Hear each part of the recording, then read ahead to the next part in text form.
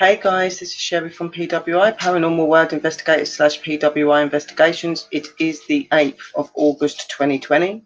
Please join me over at my channel, guys. Thank you.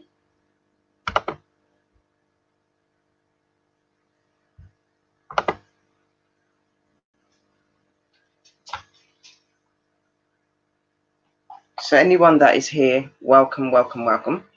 So obviously today's stream is the Saturday show. Now in the show, I will interview a number of people. Obviously today I have one person. The point of this show is that people come onto the channel. I get them to present their channels, who they are. They can talk about other platforms that people can follow them on. They can also talk about their merches and stuff like that, guys. Then I will obviously go into asking them 10 questions that I've wrote down, then any questions that I get from the top of my head from anything that they're saying. Then it will go over to the chat, asking them questions if they want to, and the person that's been interviewed answering to the chat. Then I will get them to introduce themselves, the platforms they can be followed on again, and about their merches and anything else like that. And then it will go into general chat for a little bit, and then I will end the stream because I've got a stream tonight. So obviously the whole point of this show is that I help people to grow, I help people to get known, because I know how difficult it is to get known on YouTube, to get noticed and to get in with the right people. So I'm here to help people to be able to achieve their goals and their dreams, and to get their channels out there so people understand about them a little bit more, get to know them a little bit more. And obviously doing this sort of thing is a good thing, I think, because it helps a lot of people to where they want to be. And everybody is important. So this is why I do it, because I feel that, you know, people's dreams and goals should be able to be met. And if I can help them to do that, then I'm going to. It's just who I am. And, you know, this is really important to me. So it's going to be people that I support, and it can be people that are new, that have never been here. You've maybe come across the video and you think, oh, I'd like to have an interview with her, and just come in, just write under the videos, or message me on Sherry B Brett on Facebook, email sherryannb84@gmail.com, all those sort of things, and you can get hold of me, guys, and let me know, and we will sort a time and a date. Hello, Citizen Z, how are you? So obviously I'm going to be interviewing, as you see, Citizen Z TV. He's a very awesome guy. His streams and his lives are really, really awesome. He goes to some really cool paranormal places, and he gets some really good evidence, and it's absolutely amazing. So what I'm going to do is, I can't find you on Facebook, Citizen. I don't know if you've messaged me so I can send you the link. So I'm going to do it very quickly into the room. If you click on that and wait at the bottom, and I'll introduce you when you're ready, and then I'll delete the link because I don't want anybody funny coming up. Any problems in the room, guys, just get red. Do not retaliate.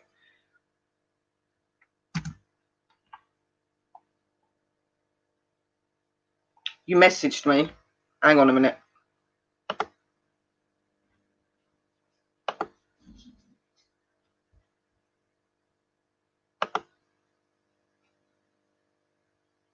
I'm not picking any message up, sweet. So just hit that link, and you'll have to do it again to me later or something.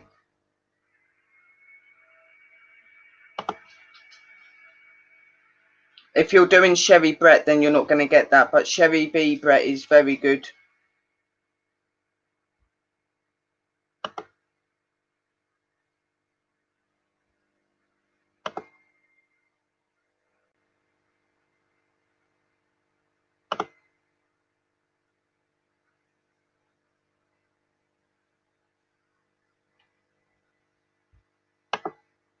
So yeah, he's at the bottom, guys. So what I'm going to do, so we are interviewing Citizen Z. We're going to be asking him some very cool questions. Please just ignore the people that are coming in the room. Just get them out of the room. and stuff. So let's not leave him waiting any longer. Let's get him up. Hello, citizen. Hello. So, how are you? I am good, thank you very much. How are you? I'm good. Good. So, obviously, as you know, citizen, you're on here because I'm going to be interviewing you about your channel and that. And obviously, these guys are coming in. Any new comers that want to come over to you and support you, that's what the point of this interview is. So what I would like you to do, Hun, is if you introduce who you are and what your channel's about, any other platforms that they can get you on, so like Facebook or anything like that, and if you've got any merchandise stores, how they can get hold of your merchandises. If you just let people know about that quickly, then I'll go on to the questions. So I'll put that over to you quickly. Okay. Well, hi everyone. I'm Citizen ZTV. My channel is about paranormal. I'm a psychic medium, and I do have quite a lot of gadgets and everything else. The reason why I do have that is because I'm trying to prove the paranormal world to the non-believers, because I know people can't see what I do see in here. So this is why I have quite a lot of equipment. I do try and go to the most haunted places as I can try and find in my area. If I can try and debunk myself, I would as well. Other places you can find me, I've got TikTok, I've got Instagram, Facebook. I don't have merchandise at the minute. I'm still working through that to build that up and get more ideas into that. Yeah, that's understandable. Like, obviously, everybody moves at their own pace and stuff. Like I've said to a number of people, the good places to get your merchandises is Teespring or Redbubble. They're really, really good. And you It's just don't have to be putting money into it. I You want just, stuff. That's where I'm having problems with and how I want it. And it's every time I try and get it that way, I go, yeah, that's okay. The next day I'm going, no, I don't like that idea yet. yeah, well, it's understandable to have your mind changing all the time. Obviously, you want it to be able to set in with your channel and what you do and stuff like that. For me, it's been quite easy to find the designs. Obviously, I need to find new designs to do new clothing as well, but for some people it does take a little bit more time. So Well, merchandise is normally like for channels, you have to get like your favorite sayings or what you normally do, and I haven't got a saying yet. No, I kind of normally say it's a spider all my lives, but that's really not my saying. That's another channel saying, so I really can't use that. yeah, well, to be honest, I think that the name will just come to you, like it will just pop in your mouth one day. That's what happened with me. I just started saying these random words that I thought sounded really cool, and that stuck with me. So, you know, for some people it takes a while for them to come across certain phrases for their channel, so people know it's them and things like that. But it will come to you. Well, people's getting an idea that because I use the flashy, I hope I can say this on your channel, but Yeah, you because can. I use the flashy balls for doing investigations, Yeah, everybody says you should use that. And I thought, well, I could, but then on the other hand, I want to do kids merchandise as well, but I don't want the kids to go, look at my flashy balls. That doesn't sound right. So I want to try and yeah. idea. Not you couldn't even say something like my magic balls because that'd still sound wrong. Like, oh dear. Yeah, I kind of do get what you're saying there, but you will come across with a name. Maybe that everybody needs to do a bit of a head bust and try and work out some phrases for you or something, or Yeah, you know. maybe some Scottish phrases or something. Yeah, well, maybe like in the end of the show when everyone's talked and asked you your questions and that, they might come up with some ideas or something, some phrases for you, and you might like one of them. Obviously, it's got to be kid friendly, guys, and it's got to be specific to what he does as well. So maybe get your little Exactly. thinking heads on while we're doing this show. So what I'm going to do is obviously Citizens gave you a bit of information on how you can get hold of him, and obviously a bit of information about his channel. As I said, it's a very cool channel. If you have not got him, you need to go over and support him, guys. He's absolutely awesome. He gets some amazing evidence, and like he said, he likes to prove the paranormal, but he also likes to debunk some stuff as well, because as we know, not everything that we witness and we investigate is paranormal related, as we come to find out. So See, I don't know, but I've got an idea in my head. Maybe I should start doing like a competition. to come up with the best thing for I could do, and whoever wins it, their same will be on my merchandise. That sounds good. It's a different way. It's getting your people involved, your family involved, and things like that. Yeah, That sounds really good, and I think they'd enjoy that. They would enjoy that a lot. Being involved in that, and yeah, knowing exactly. that their saying could possibly be on your clothing, and that'd be really cool. I Exactly. think a lot of people would join in. So what we'll do is we'll get into the questions that I'm going to ask you first, Citizen. Okay. And then we'll go on to the chat asking you some questions. So obviously, the first question to you is, how did you come up with your channel name? Well, the channel, this might be a sound a bit silly, but I'm also, how do I say this, a zombie fan. It's for zombie films and that. So Citizen Z comes up in a program about zombies, and the way I use Citizen Z in it is because it's zombies, the dead rise. Yeah. So that's why I came up with Citizen Z TV. That sounds good. It does sound good, and it is an interesting name because not many people really have it, apart from like the odd places on Facebook. Yeah. When a few names come up, but it is good because even though you like your zombies and everything else, it kind of does tally in with your paranormal because you are talking to spirits, which are people that have risen from their graves. You know, they're still around and doing their thing, so it makes sense, and that's really cool. And this, I don't sound silly at all. I think everybody knows I actually got the name from Z Nation, because Z was actually the radio host that was helping them. And that's why I thought about that, and I thought zombies rise to walk the earth again, and I'm doing investigation, so I like Citizen Z. Yeah. And I'm there to help people to get through the journey, but the spirits world. Exactly. And it does go really well. And a lot of people know Citizen as well. He's very good to have in your channel. He's very loyal, and obviously a really cool investigator as well. And he's got an awesome channel. So please, like I said, if you don't have him, go and check him out because you're missing out, guys. So question number 2 is, what inspired you to start your channel up? So what's inspired you to start doing your paranormal and your research and learning more about spirits? Well, when I first started YouTube, it wasn't to do with spirits or paranormal. I was just basically using it just to watch other people's channels, have a bit of fun, and laughter on live chats and things like that. And the more I kept watching them, the more I saw people doing fake stuff on their channels. And I thought, no, people really want to see real stuff. Yep. So that's when I came up with my idea channel name and things like that. And I started doing my channel. I'm doing investigations and trying to catch what I can. But even at that, there is times I've still been getting called fake myself, but I'm trying to show the real possible things in life. I think everybody's going through that, Citizen. I'm getting it very bad where people are being quite disrespectful and that. And, you know, like you, and I've seen a lot, you just rise above it and you don't take notice of it. You know, they've tried already today in the room.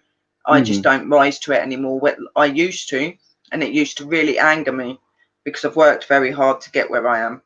And, you know, I'm very real and very passionate about who I am. So I get your feelings there. And it ain't nice when you're real and you're doing whatever you can to prove that life after death is real and people are being disrespectful to you. But sadly, that's life and we can't recently change that, I guess. A troll video up about me saying I'm fake this and I'm fake that.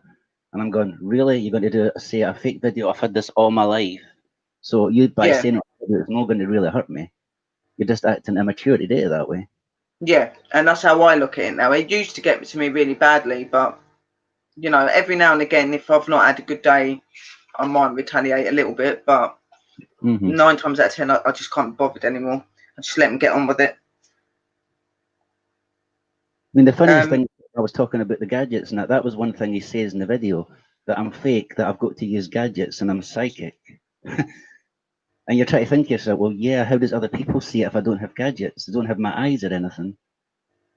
But then exactly, and this is what they don't get. Like, not everybody is open to seeing spirits, hearing spirits, and all that sort of stuff. The only way that they can physically even be able to see something to do with the spirit is through the equipment that we use every day in our investigations. That is the way. And this equipment is made for that very purpose, because not everybody is open to the spirit world. Even though we've all got that link, some of us are very close to it and not aware.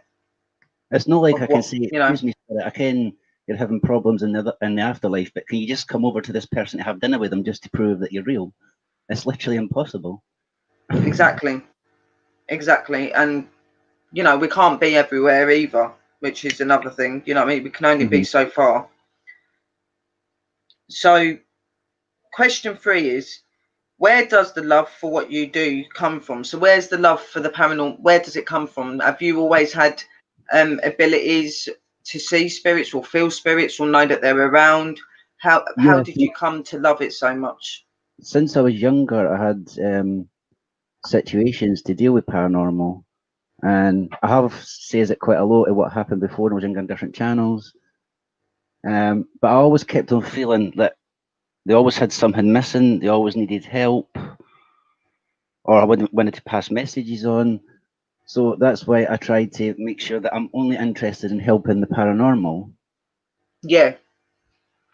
Because because even though they're spirits, they're still people's family members, kids, etc., etc. They still need help. And they're still thinking, I can't cross over because this has happened, they feel bad, or if it's been a quick passing, they still feel like they have a body and they don't realise that they need to pass over and things like that. This is where I Exactly. love is trying to help the spirits to cross over to be so they're actually happy and they don't feel like they're stuck. Exactly. And that's how I am. And that, like, obviously all my life, like you, I've had experiences, I've been able to communicate with them and things like that. And it's always been something very strong to me as well. Yes, I've wanted to be able to investigate and show people that they exist, but I also like to help them. Because obviously for some of them being stuck here, you know, before, excuse me a minute. Obviously when you're communicating with the spirits and stuff like that, it's okay to talk to them and that, but you should have that love and that respect in your heart to know that some of them have been through some pretty major things, or they've not had a nice death and they need to go to that better place to be able to forget what they've gone through and to try and deal with that. And that's really important to me. You know, you shouldn't just feel that you can investigate them, walk away and leave them alone. You do need to help them.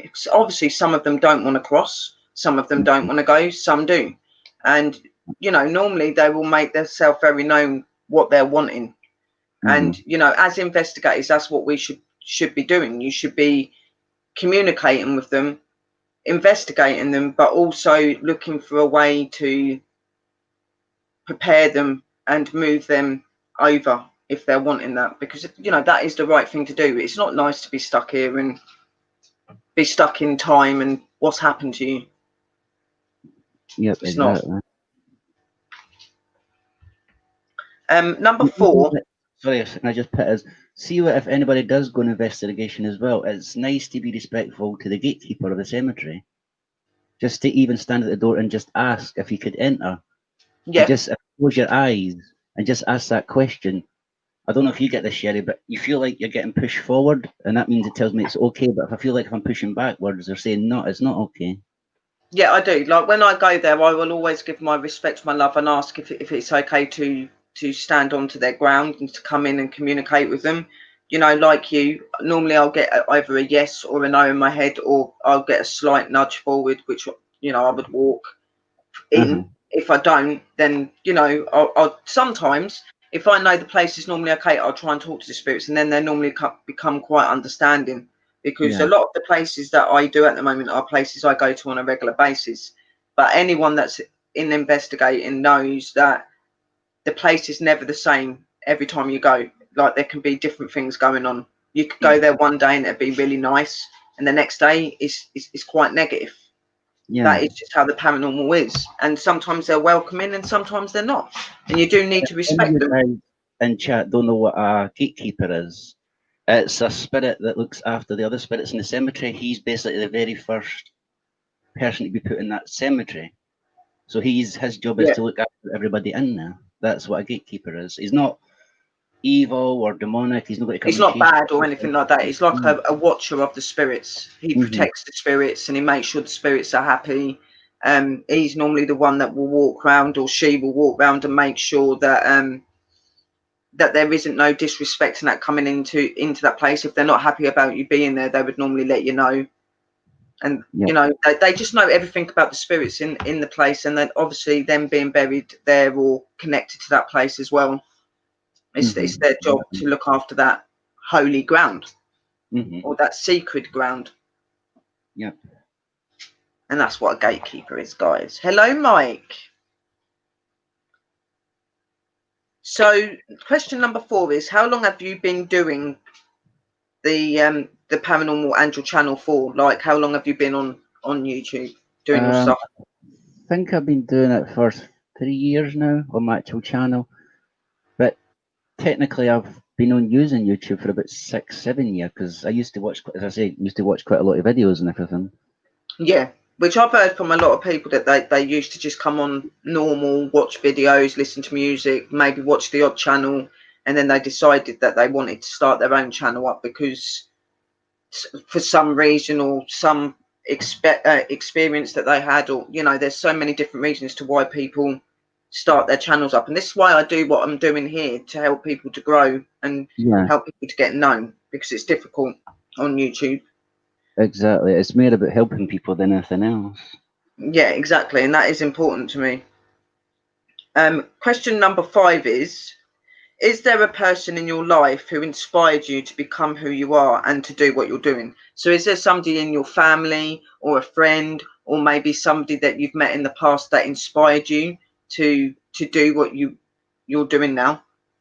Well, really, when I think about it, it's not like a major sidekick or a professional sidekick or anything like that.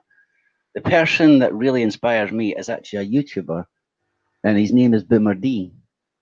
Because he's always straight to the point, and it doesn't take any BS or anything like that. It does. If you say anything wrong about a sidekick, it does go mental at you. And sometimes I do feel like that going to people to people like that as well. But I keep my calm with it, because I keep thinking the negative always wins type of thing. And I always got to think positive, positive, positive. But sometimes I really do. I spoke like him though.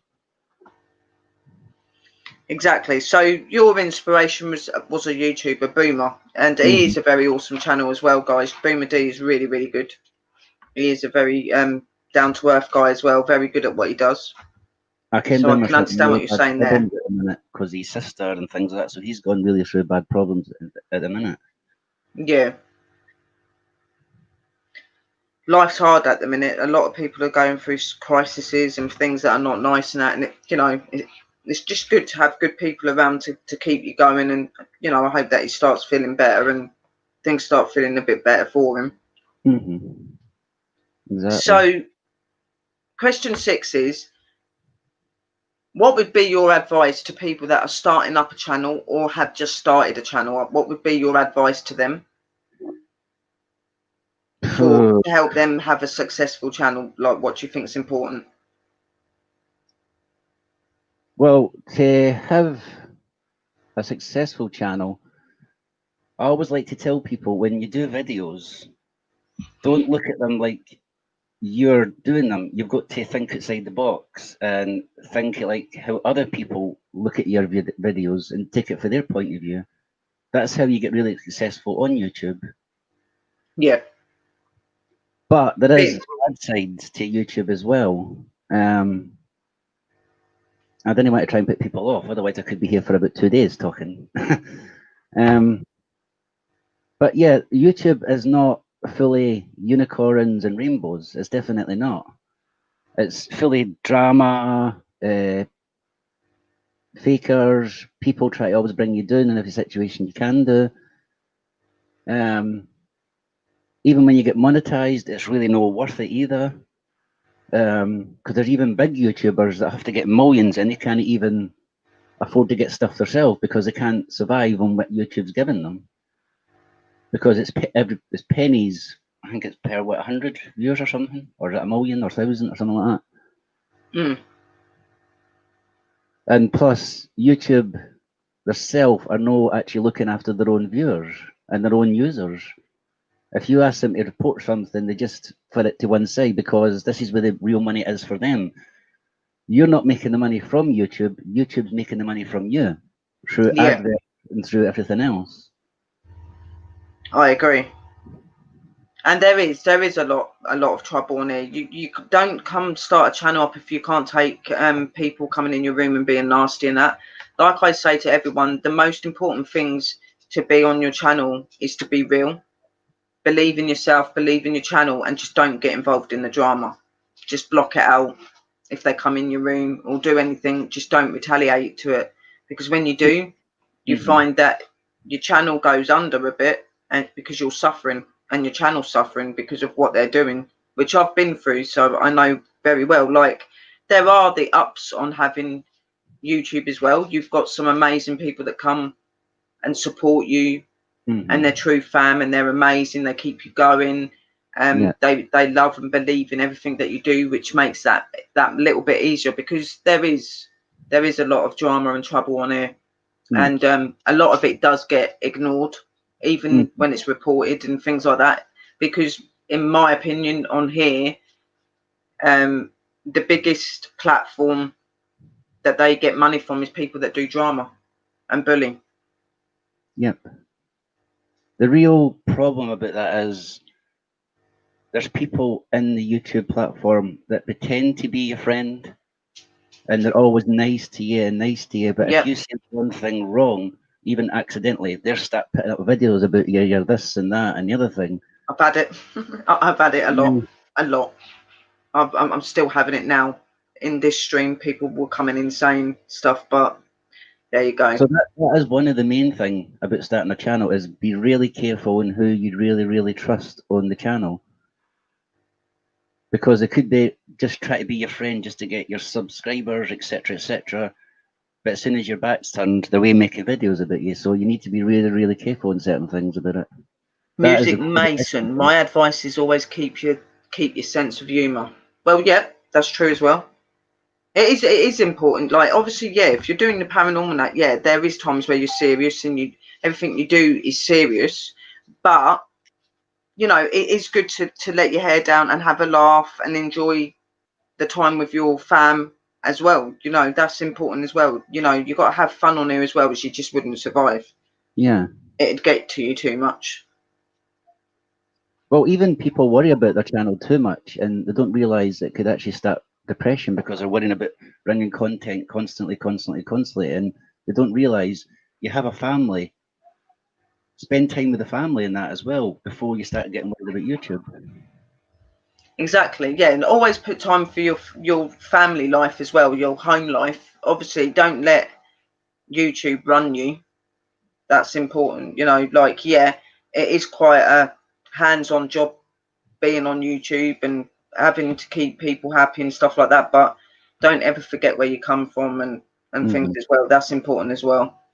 See, there's one thing I found out that I never actually knew. YouTube was never always a video channel. I don't know if you know this, Sherry. I found that actually YouTube started as a dating site. That's what I'm not YouTube. sure about that. I didn't know about that. I've only known YouTube this way. I've like, when I come on here and I started my channel up, I'd never ever looked on YouTube before. I'd never watched people's videos. I'd never done any of that. Didn't know what YouTube was until someone had said to me about it. Yeah, I found that out myself, and I thought, "Whoa, really? I didn't think this was actually like a dating site. I thought it was more just putting content out and trying to prove to people about spirits and other things like that." Hello, thinking, my darling.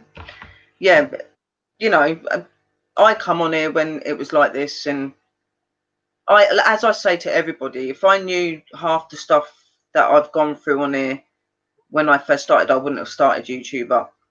I wouldn't have, because of the amount of problems I've had on here. Yep. And untrusting and unworthy people that then go round and make your life and make the people that support you life's hell. Yeah. It's not a good thing, but in a positive thing is that we are still a community, we are still a family, and we are together and we are tight, and that's what keeps us going, and that's what we've got to remember. You know, in life there isn't anything that's supposed to be easy. You've just got to learn to be able to go with it. That's how I look at it. And for me, I've put too much time in and work into my channel to just walk away from it now. And I've been on it nearly 5 years, and I've put my blood, sweat, and tears into this channel. Believe me, I have. Patrick, I'm not actually doing it for the fame or the money. I'm doing it to prove to people that there is the afterlife. And I'm on certain situations, I'm quite happy to debunk myself on investigations as well. Exactly. Like I'm monetized and stuff, but the money's never been important to me. It's like I don't charge for my card readings or anything like that. And I do what I do out of the love of my heart and for the fact of how connected I am to the spirits and how it's been in my life all my life. I'm here because I love that. But obviously, yeah, I am monetized. But to be quite honest, I don't get any of the money anyway. There's meant to be this special code that I'm meant to put in, which they've never sent me. So I've been like this for so long, and I'm not receiving no money from YouTube. Well, the only money I'm getting is from my merchandises, and if people make donations to my PayPal, because I've been saying don't do the super chat because they take 60% of your super chat. Yeah. You know. This is what I always say. If you're interested in trying to make money from YouTube, forget about it. It's the wrong platform to even think about it. Yeah. I mean, like that's why I have my business thing that I'm setting up and things like that. That's how I'm going to make my money. It'll be through money and work that I do. Yeah, I work on here as well, but sadly, on here you don't always get the money the way that you're meant to, and things. So I always say to people, just don't do it to the super chat because I don't receive it. Well, the real thing is it's not because you enjoy the channel. Really, when you actually think about it, YouTube is a business. So when you start a channel about anything, it's classed as a business. Yeah, yeah. Even more so when you become monetized, which is why I'm saying I'm trying to be professional. Because I've always been honest with people. I do want to be noticed, but I don't want to be noticed for fame. And I said that, like, if I ever came into money, my way of life would be that I would help charities, people that don't have money. I would help people on here, fam, and stuff like that. Obviously, yeah, I would cater for myself and make sure that I'm okay. But a lot of my money would go into helping the less fortunate. See, there's one thing I believe in that big time. I believe in that big time. I think you're going to agree with me on this, Sherry. To me, personally, I really don't care about money because money brings evil. And when you've got tons of money, it brings out your evil instincts. It does. And money's not a good thing. And that's what I say. Like, money doesn't bring you happiness. Money doesn't buy you happiness and stuff like that. Like, I've never had money, so it doesn't bother me. But if I, just say, like, for instance, if I did get noticed, and I would still be who I am now. I wouldn't change, and I'd give a lot of my money to other people that need it. You know what I mean? That is the sort of person I am. Yeah, exactly. So, well, you already kind of answered the question about how long have you been on YouTube, like officially. You said about 6 years, like watching videos and stuff like that. Yeah. So we don't need to ask that one. So your 8th question is, and you've already kind of said that, but you can maybe go into a detail about him a bit more. But is there a YouTuber that inspired you and helped you to follow your dreams? You said that Boomer D was somebody that you looked up to. Yeah, definitely. It was actually through when I first started. I think you can you say channel names in here? Yeah. Yeah. As you know, that I first started with Marie's channel. And I used to try and be friendly, funny, jokative, and all that type of thing. And it wasn't just about me. I was just trying to make people laugh. Type of thing, because even when I first started, I know people were taking everything too seriously, and that's when I noticed drama. And I noticed if you talk to some people in certain channels, they always had the little special little groups and talk about behind your back and this and that and the other thing. So I tried to avoid that as best as I could. But no matter what, I always kept getting involved in it, even though I tried not to. And this is why I love Boomer, because he never took any of that. Yeah, and that's the thing on here. You get a lot of people that try and say that you're this and you're that when you're not. I've had it as well, where I've been pulled in and said that I've said stuff and I've done this and I've done that when I'm not. I'm not that sort of person. I No. would, you know, if I've got something to say to you, as people have seen, if I've got something to say to you, I'll say it to your face. I ain't scared to say what I've got to say to you. So, See, this is why you I like know, Boomer, because if somebody else was to say something about you in front of him or even in private chat, he would stick up for you because he doesn't like BS. yeah, and This that's is what why I've I'm been like. Like when people, like a lot of my trouble I've had on it is through people and things they've done to me. But there has been times where I've had fam that have come to me and they've been going through some bad stuff, and I've literally gone after those channels because I respect my people that much, and I don't like seeing my people hurting. And they're like, oh well, she's this and she's that and she's drama and she called. No, I don't cause trouble now. I only go when I've got concrete evidence of what you've done. That is a fact.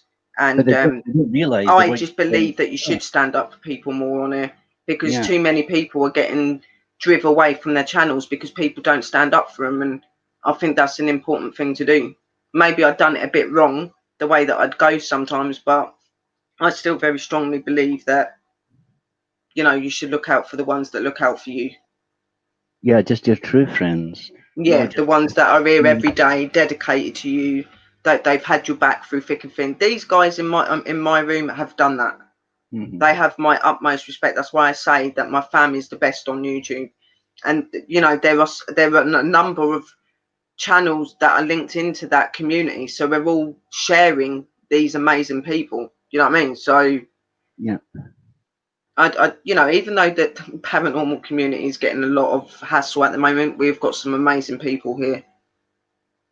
Some amazing don't get me people. wrong, guys. People that troll you and that, they think they're trying to be horrible to you, but they're actually being nicer to you in a certain way, because even if they do make videos about you, they're sending people to actually watch your channel.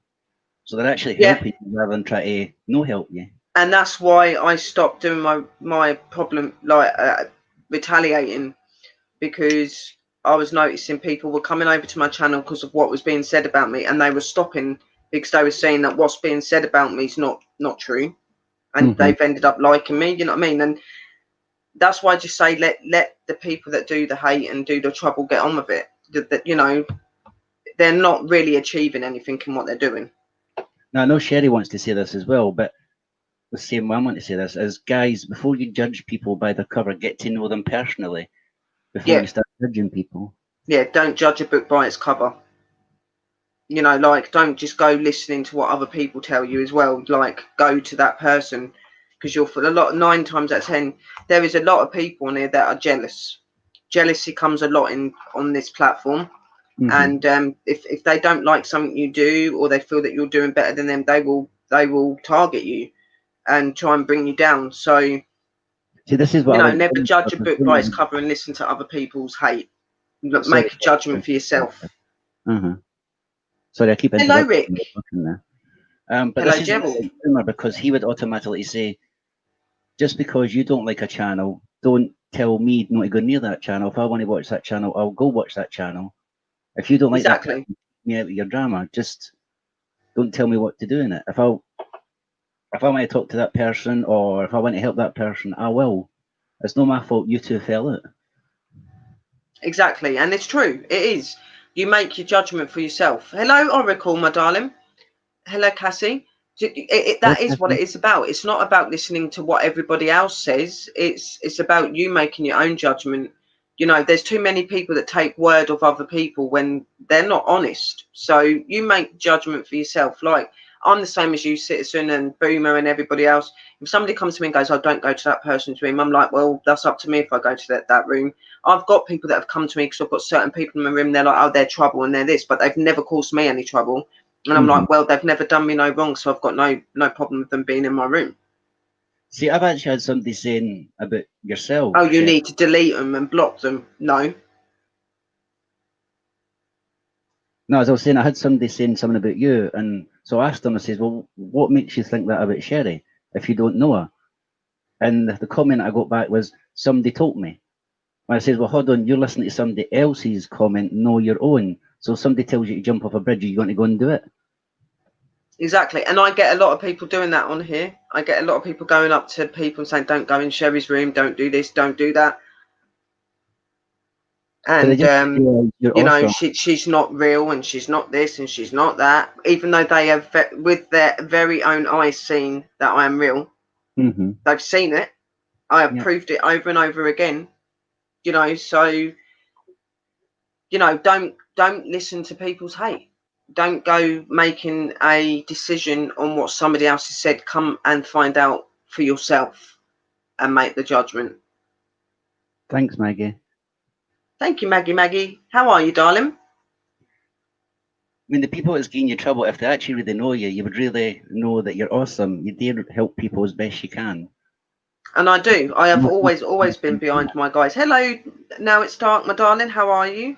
I've always been very dedicated to the people that support me. That is who I am, and I help as much as I can. Like this month, I'm going to be doing it where I do donation stuff, and I'm going to be helping people that are going through crisis with the virus and everything else going on, and giving money out to certain family members in my room and stuff. You know what I mean? Like I'm always looking for ways of helping other people. It's never anything to benefit myself. It's to benefit other people. That's how I've Yeah. always been.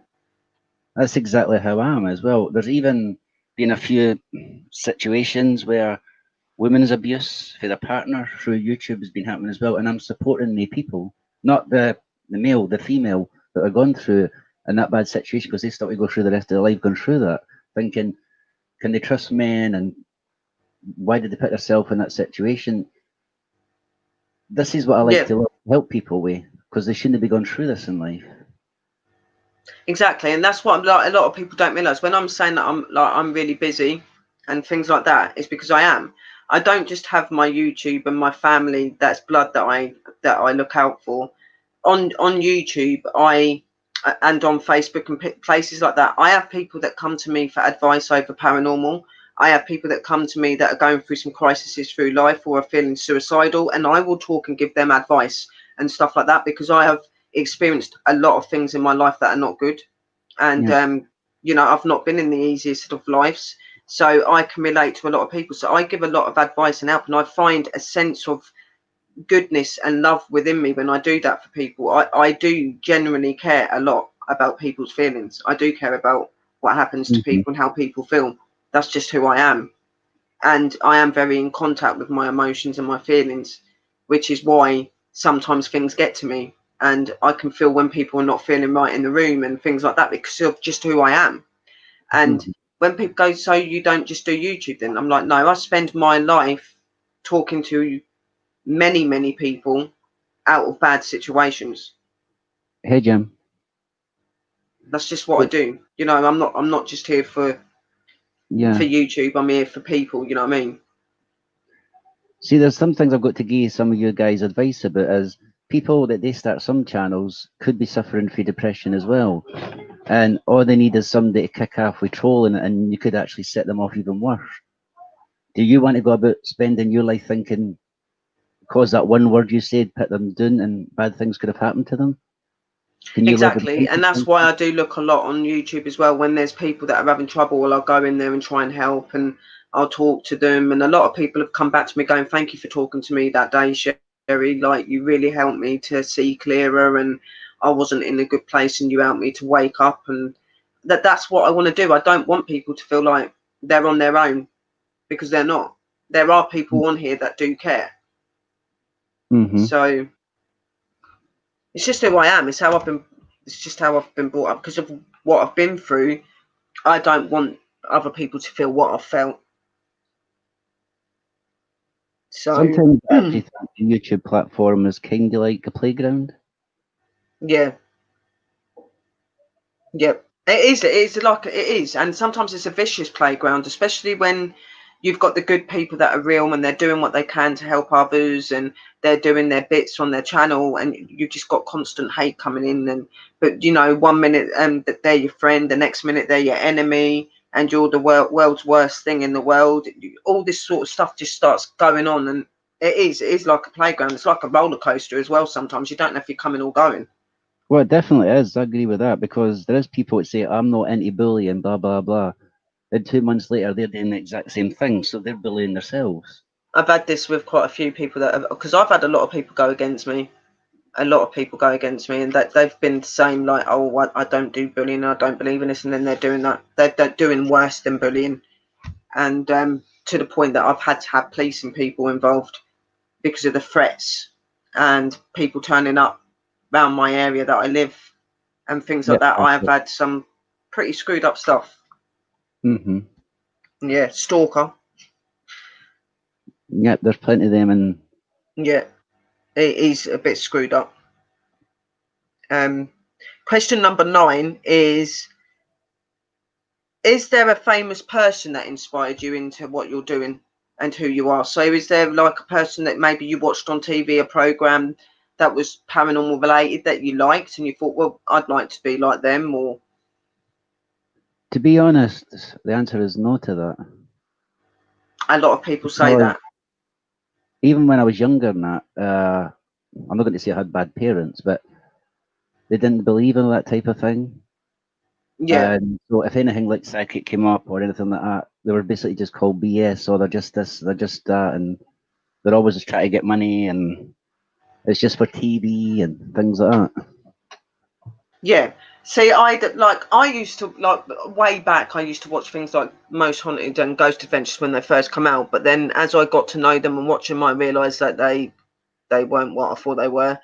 I can't really say that I've had anyone inspire me. The only people that have inspired me that I think are the king and queen is Ed and Lorraine Warren. Mm-hmm. I very much believe in them and very much am trying to follow in their footsteps and keep the controversial of paranormal alive, because it was them that brought it out first. And to me, they are true inspirations and two people that I absolutely love and adore. God Yeah. rest their souls. Absolutely amazing. That is the only people that have inspired me Mm-hmm. into my paranormal. Obviously, I've got people in my family and stuff that are quite open and stuff like that, but and Yeah. supported in ways, but not the way that they should. So for me, it was Lorraine and Ed Mm-hmm. that drove me, and obviously my abilities and the things I've witnessed and grew up with all my life is my main reason to why I'm here today. Yeah, exactly. You know. So the last question, sweetheart, is what's your future plans for your channel and for off of YouTube? So what's your plans for you and your family? What's your plans for your YouTube channel? Like future investigations, future places you want to go to? Is there any places that you really, really want to go and visit that you've got on your list?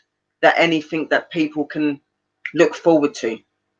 Well, I can for the future, like I really do want to visit America and visit the most haunted places over there and Yeah, over the world. I want to that's what find I out want to do. myself. Yeah, I want to find out myself if it is real, as what some people are saying, and could I actually debunk them? No, in a bad way. I just want to find out really myself if it is actually real or not. Yeah, see, I don't know if you're this way, citizen, but I'm not someone that if someone comes up to me and goes, "Oh, well, this place is haunted," and that, it's not that I don't believe them. I won't take their word. I like to be in a place and experience it for myself first, like, and then I'll make the decision if I think it's haunted and Mm-hmm. stuff. I will never take the word of somebody else. Like, if they say it's haunted, I'll be like, okay, I'm not saying that you're wrong, but I want to have my experience, and because not every place that people go to is actually haunted. There is a reason to why they're seeing or hearing the things that they're experiencing. You know what I mean? So I never take the word of mouth from Yeah. anyone. Like I'll take on what they're saying and I'll find it interesting and be like, yeah, but I would have to be there and judge it for myself. Like I wouldn't mark a place down as being haunted But if I've not investigated it. yeah, but to do with the paranormal, how can I say this? The worst troll that anybody can actually have in their life is actually your brain. I know that sounds a bit silly, but when you actually think about it, when you're seeing spirits and that, you're always noticing things at the corner of your eye. So could it end up being a condition? You see things in the pictures, which your eyes, if your eyes don't recognize anything, your mind will pick it up as something that you do recognize. I get that, and sometimes I've done that. I've been there and I'm like, did I see what I see? But 9 times out of 10, because of how attuned I am, I know when I'm seeing them and when I'm not. I know, and just by the feelings and the way that they talk and things like that, I know when I'm in communication with them. But I get where you're coming from as well, because there are situations where you're standing there and you notice something off the side of your face quickly and you think you've seen it, but you're not sure if, sometimes your mind, if you're in a place and you're in heightened because you're excited, sometimes your mind will make you see things that are not there, or not the way that you're seeing it. And it's the same when you're going in there. If you're all hyped up and you're in fear and you're worried, then you're going to start having the negative feelings coming to you, and you're going to start thinking something negatives around you, or something don't feel good, when a lot of it can be your mind and yourself, because your body's responding to how you're feeling. Do you know what I mean? So that's why I always say, when you go, always make sure that, like, beforehand, you meditate, you get yourself into that calm place, you've got things on you that make you feel good, make you feel comfortable, and go there with an open mind. Don't go there thinking you're going to have an experience, something's going to happen. Go with an open mind, because then that sort side of stuff's not interfering with you. You know what I mean? What you're feeling is genuine because you've gone there with an open mind. Yep. Obviously, places you've been to previously, and you've investigated and you know it's haunted, that's different, because you know it's haunted already.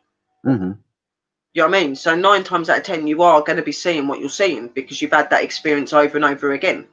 I mean, technically, just in different ways. When you actually think about it, every place should be haunted, because there's more people past than there is actually living. Yeah. Yep.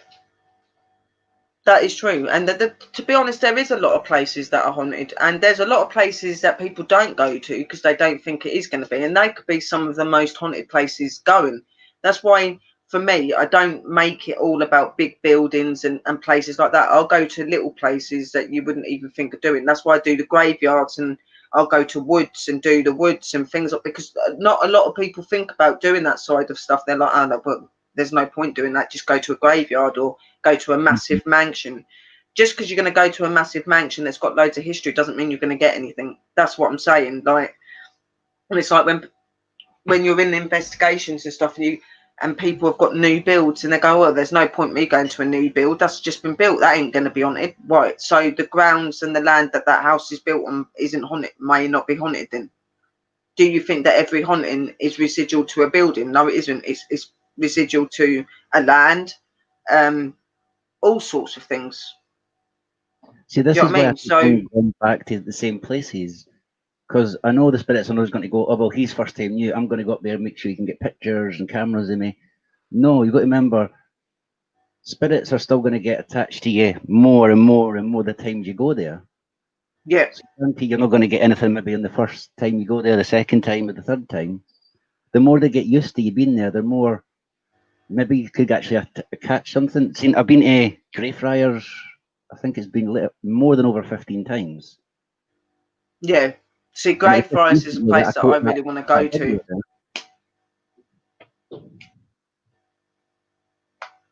Sorry, Sherry. Yes, Bill, and that's very true. They don't appear on demand. The thing is when you're using equipment, when you're communicating with them, like Citizen said, you've got to learn and build that trust with them. You've got to show them that you're okay. It's not about you just walking in there, start talking to them, they're going to start talking to you. You've got to build that trust. You've got to show them that you're decent and that you're a good person. The same with your equipment. They're not going to know how to use your equipment straight away. You've got to learn them to use the equipment. Some of them are going to be weary of your equipment because they've never seen anything like that. So, it's all about having a mutual understanding with each other. You understand spirit people and they understand you. You have to build that relationship before they're going to openly open themselves to you. You know what I mean? That's why I have a lot of spiritual energy around me, because I've spent my life communicating, talking to them. When I eat, when I have a drink, I will join them in. I've always been so open to them. I don't look at them as people that are dead. I look at them as people. That's how I see them.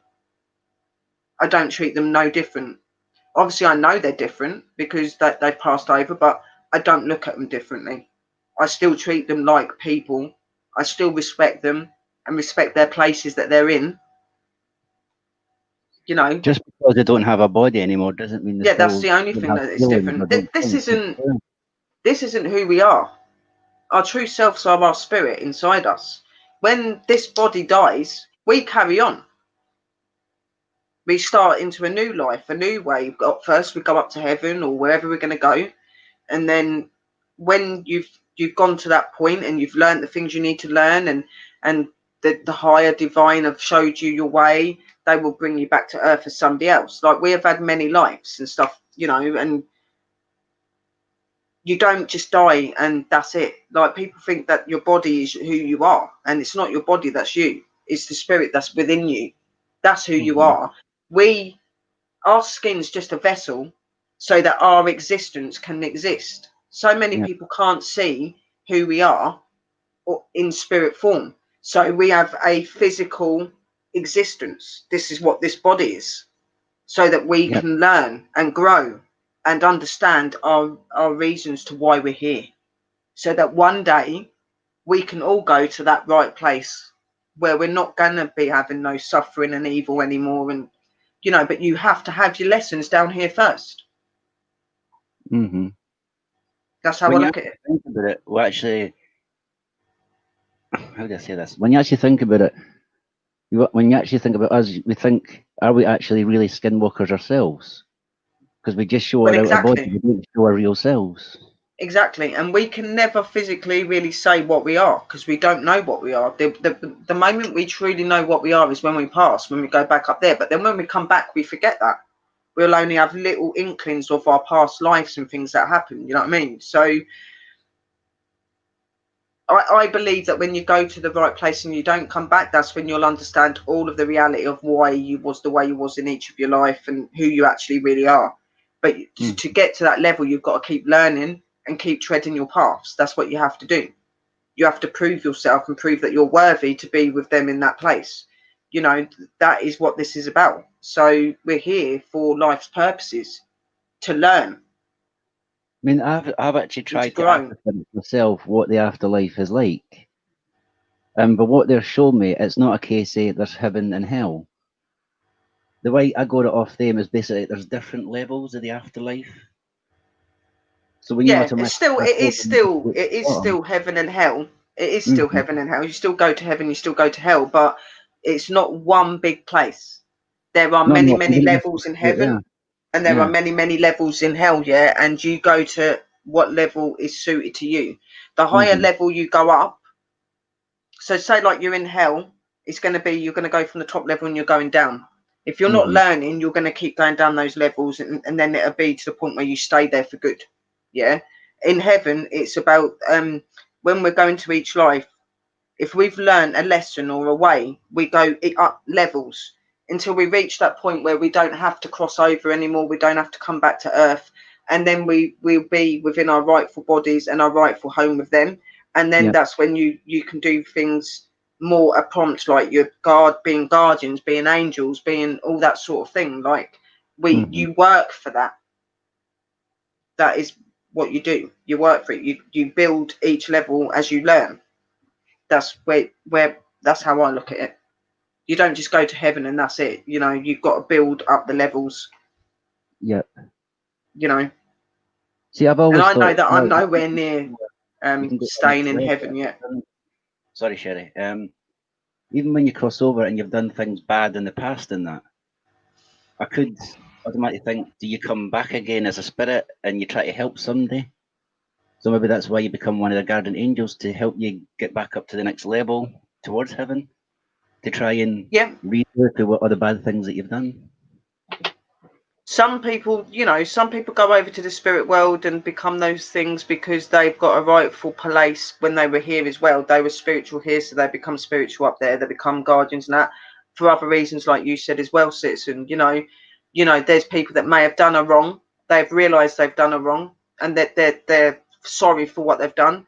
And the higher power has said, right, well, I'm going to bound you an angel, or I'm going to bound you a guide, and your job is to guide the living and help the living to get your new place and to be accepted. And that's what you do. You know what I mean? Not every guardian and that's done something wrong. but there are some that are proving that they've learnt their lesson. Mm-hmm. You know what I mean? So there's so many reasons to why they're guardians and they're angels and they're this and they're that. There's so many reasons. It's like just like there's so many reasons why spirits stay behind. Yeah, that's why I was believing the saying that you've got an angel on one side of your shoulder and a devil on the other side. Yeah, you always do. You always do. There's always going to be that side that tells you don't do this, and you've always got that side that's going to be tempting you to do something you shouldn't be doing. That is just the fact of life. The earth is both good and bad. You know what I mean?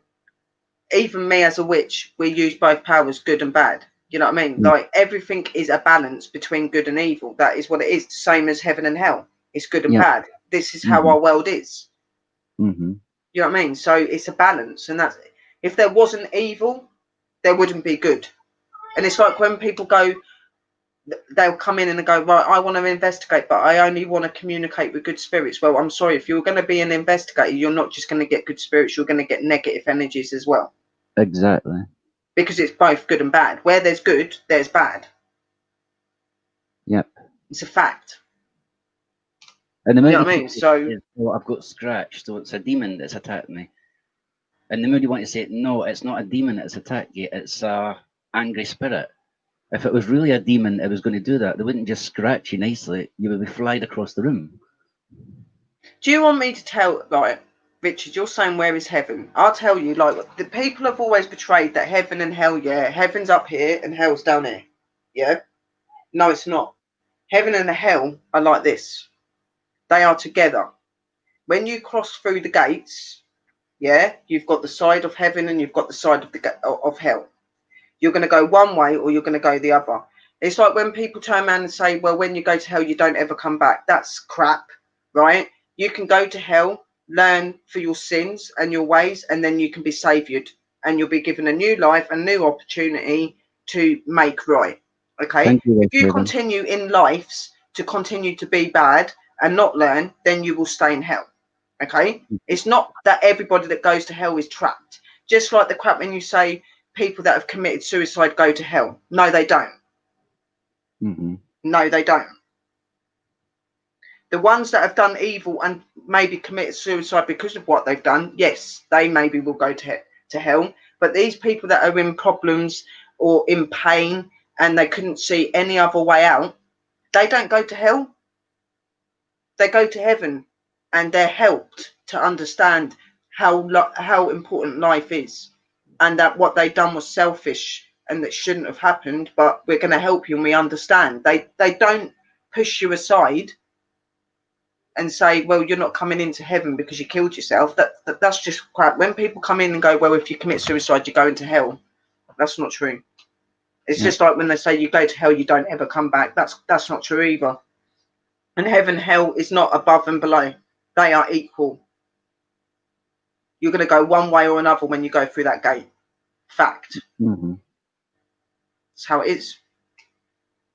See, when I read the Bible and that, I believe some of the Bible where the story Lucifer came from, that Lucifer was God's, I don't know how you can explain. Lucifer, like the devil, is known as a fallen angel. Yeah. Right? He was once a worker and a lover of God, and he betrayed God, and God made him the king of hell, the prince of darkness. That's what he made him. Yeah, I'm not trying to make it to be a bad thing, but what I was trying to say is, because God knocked him down to earth first, I think it says in the Bible. Yeah. When he was meant to be the most handsome man ever, or something like that before, when he came down to earth, it made him into to be the most horrible man, or the ugliest man. Yeah. Now, when I think about that in the Bible, I'm kind of thinking, wait a minute, is there such a thing as really hell, or is living life on earth actually hell? Because we have to go through watching kids die and seeing murders and pain and horrible. And I'm not being funny or nothing, but heaven and hell is here as well as where it's meant to be. We have things in life that we achieve and we witness that are beautiful, and we have things that we witness that end. There is heaven and hell on this planet, but the heaven and hell is also where it's meant to be as well. So You're learning your heaven and hell way here, which is what we're constantly battling with. And then when we go to heaven, that is where we're, we go through the gates. When we pass away, that's when our fate is established. So are we going to go to hell to learn for our sins if we've done bad, or are we going to go to heaven? And, like when you go there, you have got a job you have to do to prove yourself. Like, you're not just going to go to heaven and just walk around for weeks, months, years, days, because everybody comes back to earth at different times.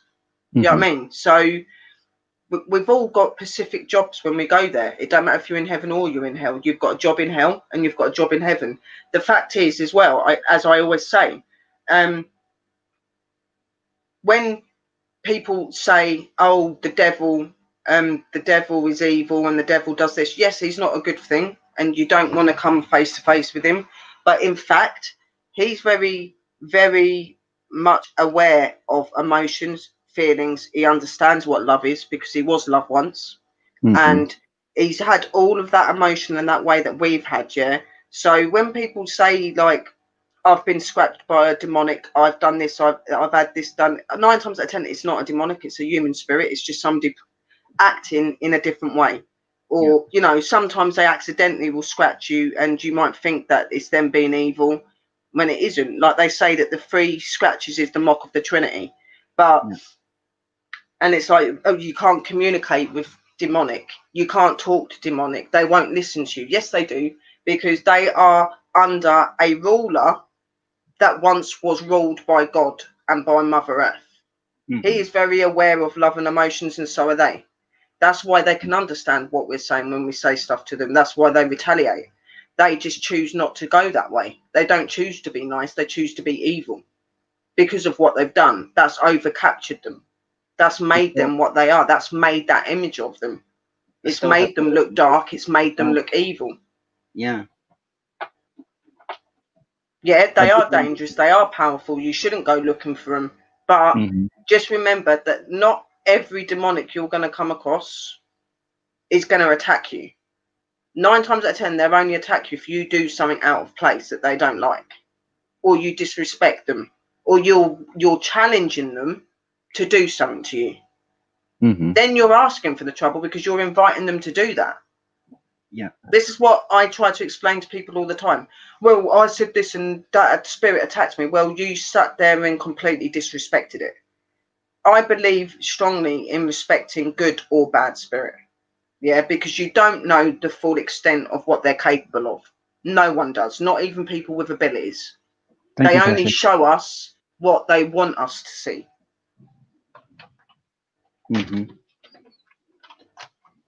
This turning into quite an interesting conversation, interview, isn't it? Interview conversation thing. So obviously, I'd said to you about your plan. So you said that you was wanting to go to some places in America and stuff. That's exactly what I want to do. So we've done that, and we've kind of gone away from that, guys, and we've talked about some really interesting stuff. So that was my questions to Citizen. Is there any of you that want to ask any questions before we carry on the conversation? Is there anybody that wants to ask Citizen ZTV any questions? Again, remember, if you haven't got him, please go and add him because he's absolutely amazing and he's got an amazing channel. And, you're missing out, guys, if you don't go and check him out. I'm a big fan of him. He's been coming in my room for a long time. We are fam, and he's a cool guy. And, please go check him out. Don't make me have to come and have a look for you. You want real? Because I never got to finish what I was saying there. No, by you because of the conversation. Have I got anything else coming up on my channel? Yeah. I want to. Now, don't people think I'm bad or try to hurt myself, which I'm not trying to do that at all. As I say, I'm trying to always get evidence. So yeah, I'm going to have more hospitals coming up. And yeah, I'm going to have a live where I'm actually in the coffin, doing a live from a coffin as well. Oh, wow. That sounds cool. And I can people actually see me, and I hope you didn't think I'm being respectful here, but I can people actually see me in a cemetery, and I've actually lay in a hole in the cemetery. Yeah. But as I say, I'm just trying to get evidence for you guys. And Well, it's the I only way don't see that as being that disrespectful. It's not like you've gone down there and laid on top of somebody's coffin, is it? You've gone no. into an empty hole just to see what it feels like. Because Mm-hmm. obviously, you know, when they pass away and that, and their spirit becomes conscious and stuff, that they've still got to come through that ground, and they're still going to have all that emotion. That so it's I can understand why you would do that, because it kind of gives you that feeling of what it might feel like, and it Yeah. might get a reaction as well from the Mm-hmm. spirits. Exactly. You know what I mean? So it's kind of like triggering, isn't it? Mm-hmm. It's okay to trigger them, and what I mean by triggering them is putting things that's going to make them interact, or doing something that's going to make them interact, as long as it's respectful. You know what I mean? Exactly. It's the exact same with human. It's the same if you didn't get a response of somebody. Of course, you're going to get knocks on the wall. If you picture this, guys, if you're in a nightclub full of people and you're in the corner and not one person speaking to you, you're going to really get fed up, and you're going to make yourself known that you're there. So it's the exact Yeah, same in the spirit world as well. They don't realize that exactly. they're not a body anymore now, so you can't see them, but they're still thinking, why is this guy blanking me? That's kind of rude. So I'm going to do something so he can see me. Yeah, no, I agree there. Hang on a minute, we've got some questions in the room. What's that? What do you all think about paranormal coincidences? Is that coincidence or coincidence? Or I'm Coincidence? dyslexic, I can't read it. It's Richard Stanford. He goes, "What do you all think about paranormal coincidence?" I think it's coincidence. Does he mean like things Coincidence. falling or? What do you mean, Richard? Because there's so many different paranormal coincidences and experiences you can have.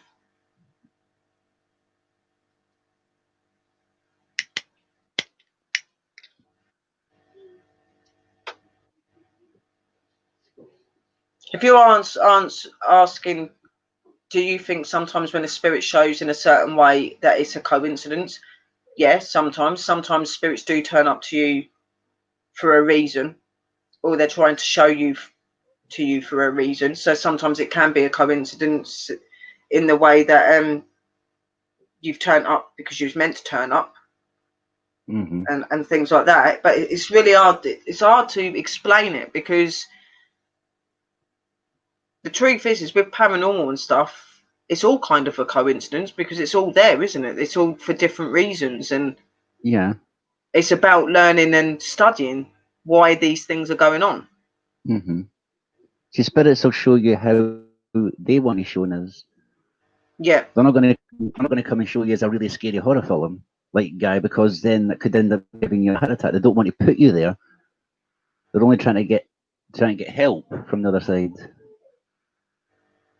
and that's why So you sometimes you'll might. see them show in different forms and stuff like that. Mm-hmm. Like when they're negative and they're not happy, they'll try and show you in a form of something that's negative, that we would see as being evil and bad and we want to keep away from, when in fact it's not always demonic that's doing that. It is actually just a normal spirit that is angry, maybe taken over by anger and darkness, and they can make the self look different. The same as good spirits. Sometimes good spirits will change their appearance and the way they look because they're trying to protect the self, or there's something that's going on and they don't want to be known to be in there. There's so many different reasons to why they do what they do.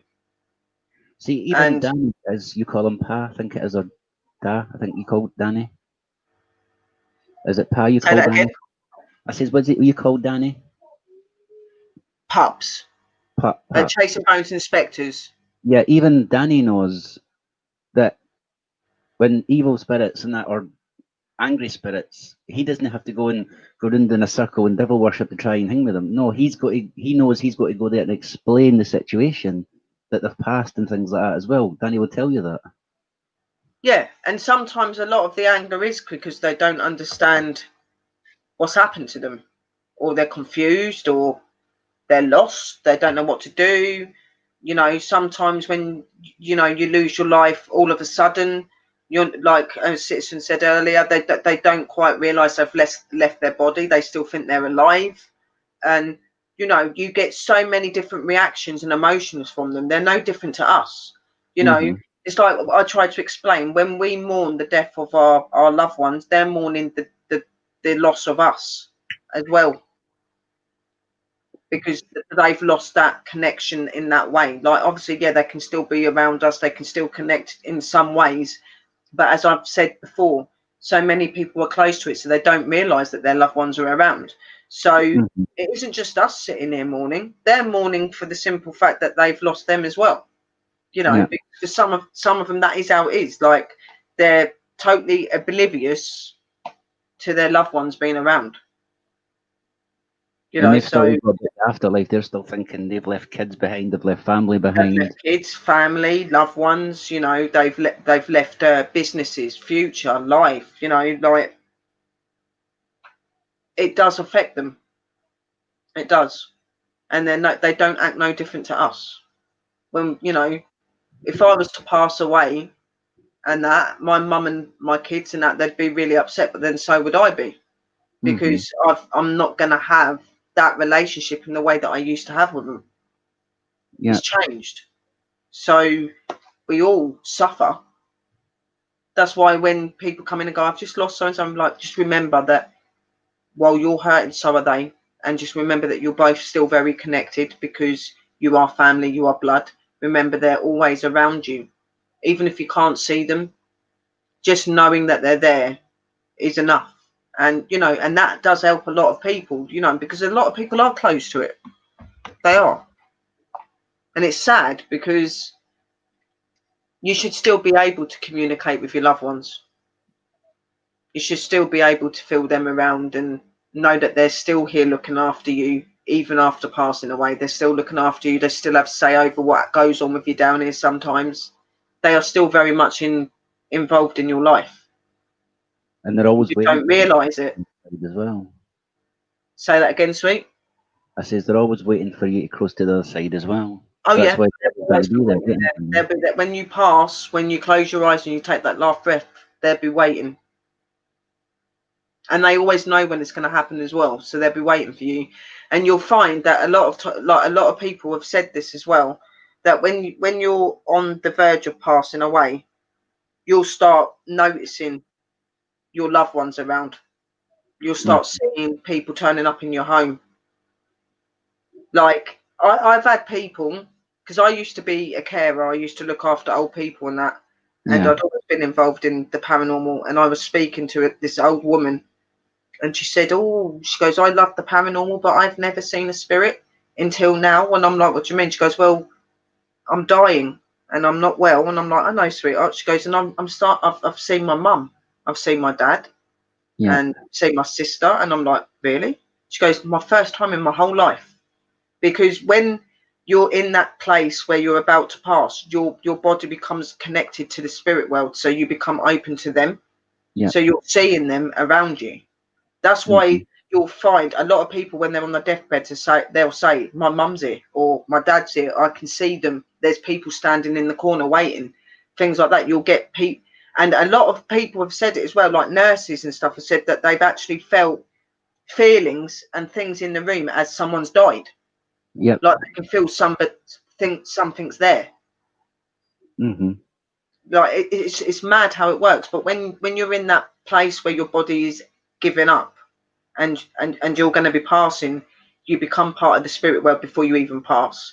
It's just that your consciousness is still on the earth at the moment, but it's also in the spirit world. And that's why you're able to see your loved ones and people around you from the other side, because you're open to the fact of what's going to happen to you. I mean, there's quite a lot of everything people out there that has actually seen spirits, and that's nurses, police officers, and everything else. But they're really not going to tell, because they've got the fear of being ridiculed. They're losing their job because of it. Yeah, they're worried about they're going to be classed as being crazy, when it's not crazy. It's very true and very real. Like there's videos where you see people on the trolley that pass away, and you see the spirits leaving their body. Yeah. You know what I mean? It happens. I've been in hospital loads of times. I've been near to death. You know, I've been in hospital where I've looked at certain people and I can tell when they're going to go. I know when they're going to go and stuff, and I'll see spirits standing around them and stuff like that. I've walked past with drips on me, and I've walked past rooms where people are on their deathbed, and I'm seeing spirits standing around them. I've actually witnessed once where an old lady died, and the spirit lifted out of her. It just sat up, and it walked out of her body. No, I know people says when they've had their experience, a close death, they've always seen a light at the tunnel. Now I had a different effect of that because technically I had passed for, I think it was under a minute or something. I was at my sister's and I can't remember the whole thing, but I just collapsed on the floor. And the next thing I remember, I woke up and there was doctors and hospital staff around me, and I tubed in my throat and things like that. But I remember it as, it was like if you play a video, but you play it in reverse so you could see it. Like everything was gone right back to how I was being a baby type of thing. No. I've had that was my similar. Yeah, I did see a light like when I reached to the place, but I remember when I first was going through the light when I was going to that place. I didn't quite get there, but I got through it enough that I was seeing a lot of light and stuff flying at me. I could see just like different color lights.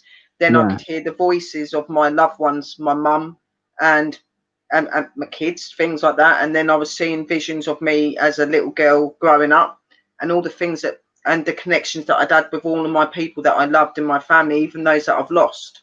All of that was all in this moment of going to the spirit world. And then the next minute, the light is me being woke up. What you think you see as the light? Obviously, you see a light when you go to the other side, but when you've had a near-death experience, a lot of people say they see a light at the end before they wake up. I think what that light is that you're seeing is the light that's above your head when they're trying to bring you back round. Right, yeah. Like your body comes back to consciousness, and that light's right in your face, and they're saying, "Well, I see the light."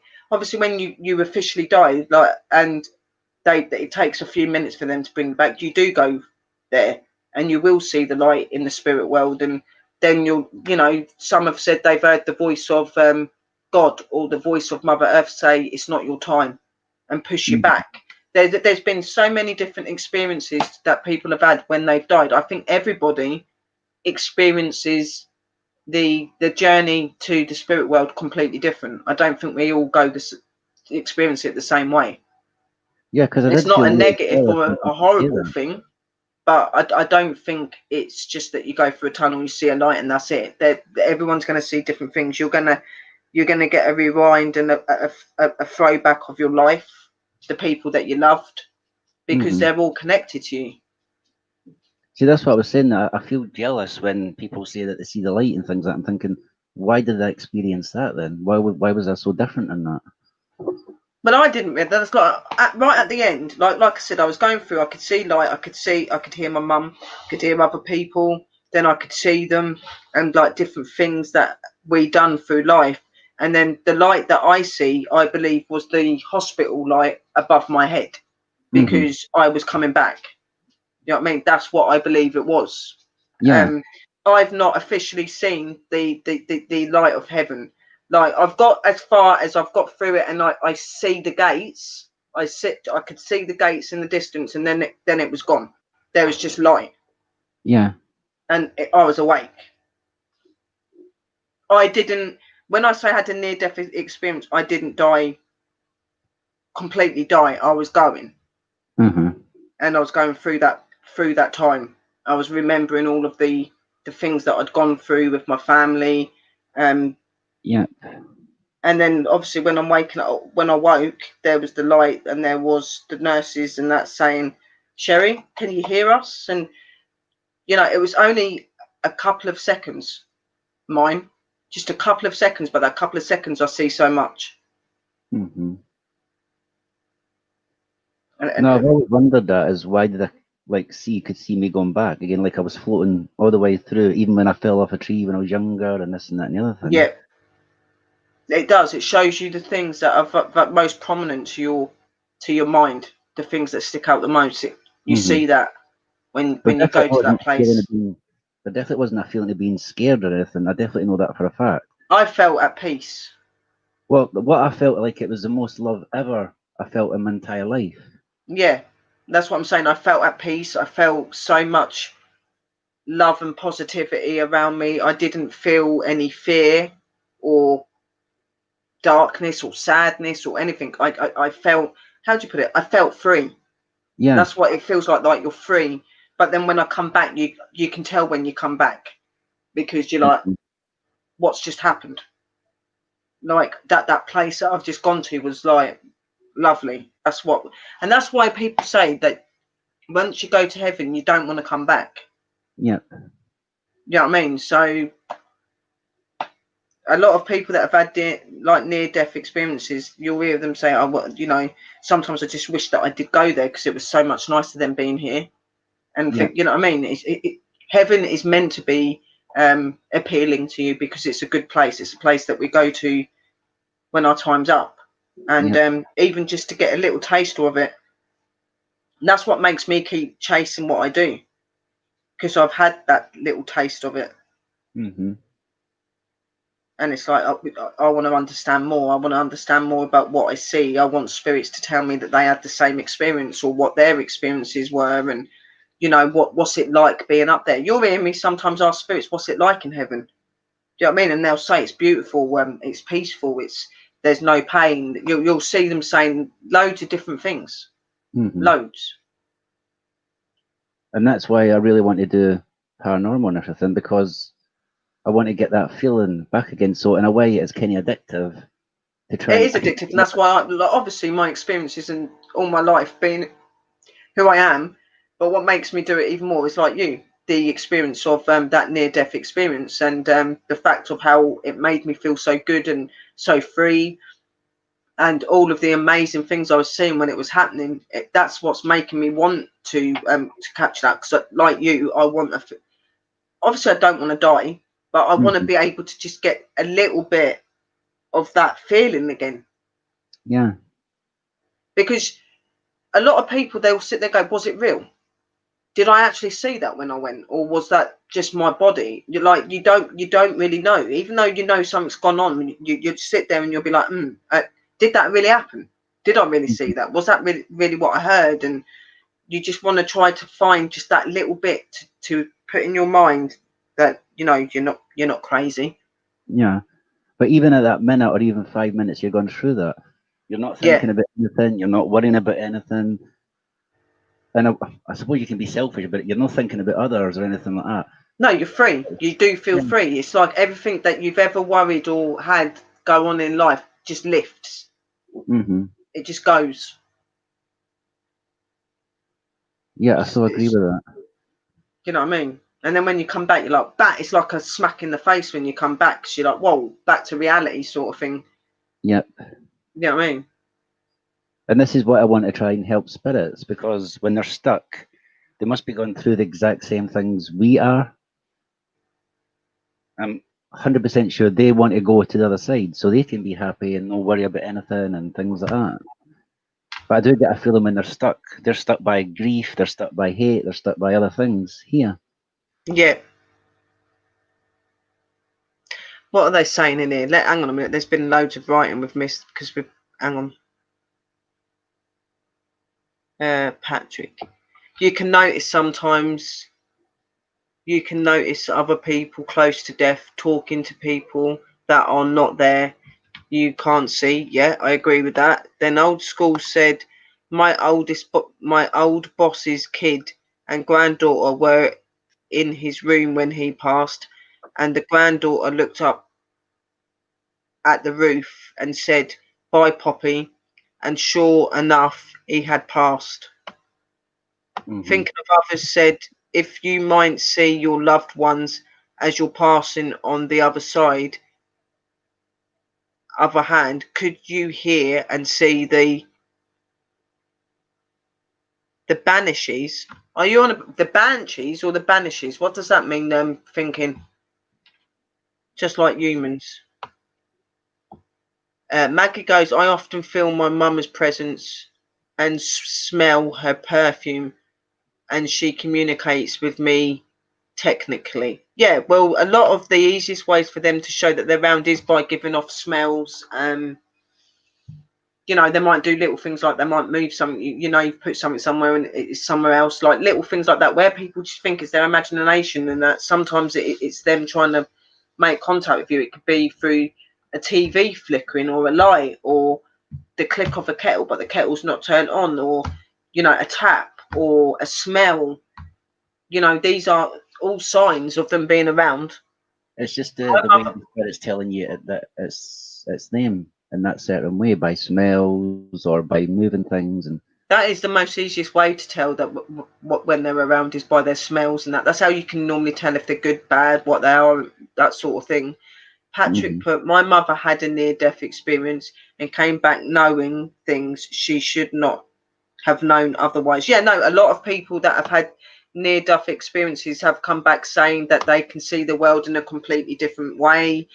Some of them actually open the third eye through having a death experience. It opens because they've communicated and connected with that world. You know what I mean? So, you know, you'll hear people go, well, I got my abilities through dying and coming back. You know, banshees that come for the evil ones. when you're passing and stuff like that, normally you would just see the recalls of your life growing up. Don't matter how old you are, you, like, I can't really say if you're going to see the dark side or anything, because I've never traveled through that light in the dark side. I've only done it in the light. That's going to be something that only you would yourself would know. Mm-hmm. You know what I mean? I think that when you pass, we all go through this light. We all go to this place, but then when we reach the other side, that's when they establish where you're going. That's what I think it is. I don't think that you go through that tunnel or that light or that place and you're seeing negative. If you've done something bad, you'll just have all the recalls and the replays with your family, the things that you've done, that will be there. But when you reach to the light, that'll be when the higher power are there and they're going, well, you are with us in heaven. You have to go to hell to learn for your sins. Some of them that have done wrong, if they show remorse and they show that they're sorry for what they've done, God will forgive, and or the higher power will forgive you and let you come. But you have to learn your lessons for what you've done. There's just so many different ways. I don't believe that you feel any negativity when you're passing. You might remember the things you've done, but you know, your true fate is when you reach there. Your true fate is when you reach heaven, when you reach hell.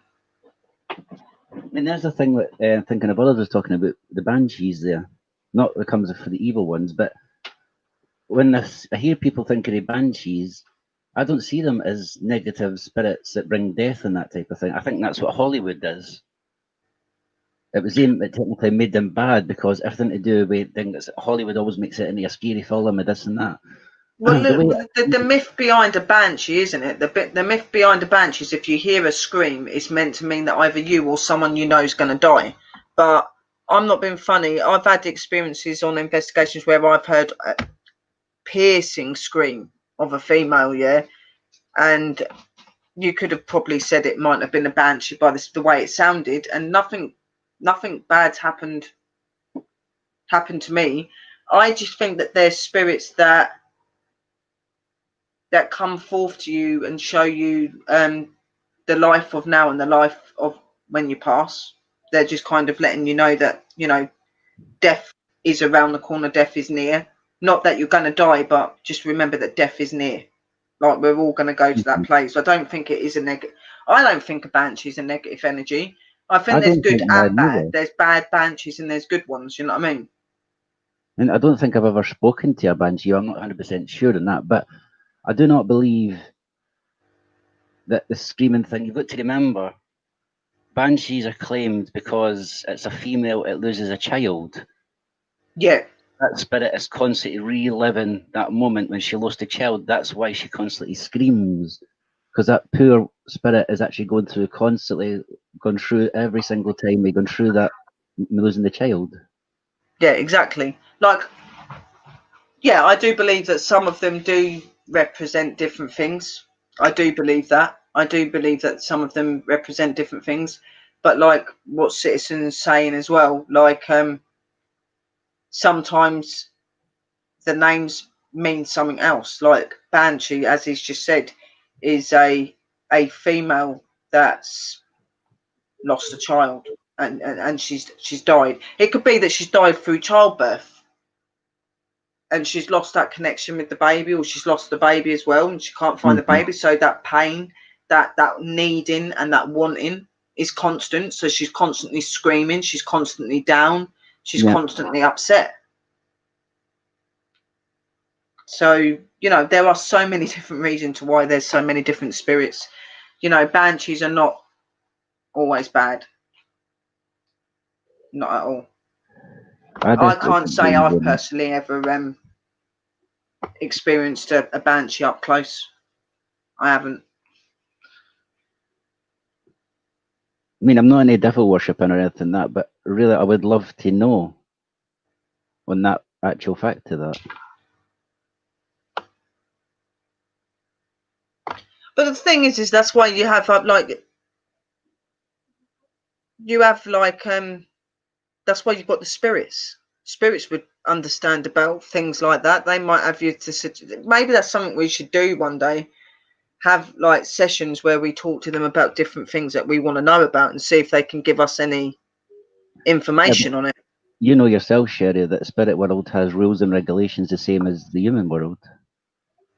Yeah, they do, but there are certain things that they can talk about. Mm-hmm. You know what I mean? So not so much like say, oh well, how did you die and how did this happen and how did that? Did you say, are you able to talk to us and tell us what a banshee is? Mm-hmm. I don't think God's gonna, and you know the higher powers are going to stop us from understanding what spirits are, especially if we're going to become part of it. Obviously, if it's personal questions and things that reside in heaven and about hell, that's different. But when it's us wanting general questions over certain beings that we investigate, I don't see why they wouldn't. I mean, when you actually think about it, that Mary thing, I think that can actually be classed as a banshee when you think about it, because you're trying to take the child off her, and that's why she comes and pays you a visit. Yeah. Yeah. Finkin said that he was talking about the banshees that come from the evil. Well, the banshees that come from the evil are supposedly these spirits that when you hear them scream, it means that something's bad's going to happen, or there's going to be a death in your family or a death of you. Normally when you hear that sort of that side, that's what they say. But again, like I said, you can't really 100% say, because you don't really know until you have that experience. And something happens, you can't really say, can you? That is the most important part. You have to believe it and see it yourself to actually know. Yeah, you do have to believe it. Like, I believe in Banshee and that, but I'm not going to sit here and say that I understand everything about Banshees, because I don't know if they're evil or if they're good. I believe that they're both. I mean, I believe you can have good and bad, because there's good and bad in everything. I've even had questions that I couldn't even answer. Why is it when you see spirits, they're always in olden days clothing? Why do you never see spirits going about with Adidas tracksuit things on, or this or that and the other thing? I really can't answer that, to be honest with you. I suppose it's just how they are, or just how they want to show themselves as. So it might not be a recent spirit you see, it might be just somebody passed in the olden days, so that's why you might see them in the old-fashioned clothes. Like me personally, when I've seen spirits, I've seen spirits in all period clothing. I've seen spirits that walk around in the clothing that they walk around in today. I've seen spirits in all sorts of clothing. Yeah, you do get a lot of the energies of the older spirits in the Victorian clothing and stuff like that. But then you think of how many hundreds of years of history there is, and that, you know, some of them back then, they wouldn't have done the crossing over and done the things the way that we do now. It was clearly back in them days just about them communicating with them and trying to keep their loved ones and people around them. So Yeah. it was never about sending them over. So that's why there is so many older version of spirit, because Mhm. back then they didn't believe in crossing them over, and they believed that spirits were there for different reasons, so they kept them. That's why there are so many energies of Yeah. that spirit. Where now, like in these days and 50 years ago, that's when people would start crossing spirits over. So from that time, you don't see as many of them spirits from that time, because they've been helped, or Mm. they've been found and they've been crossed over and things like that, and they might come back and visit. And where in the Victorian and the Elizabethan and the Edwardian times and all that, they didn't believe in crossing them over, and there would have been one point in life where they didn't believe in the paranormal. They Yeah. wouldn't mess with it.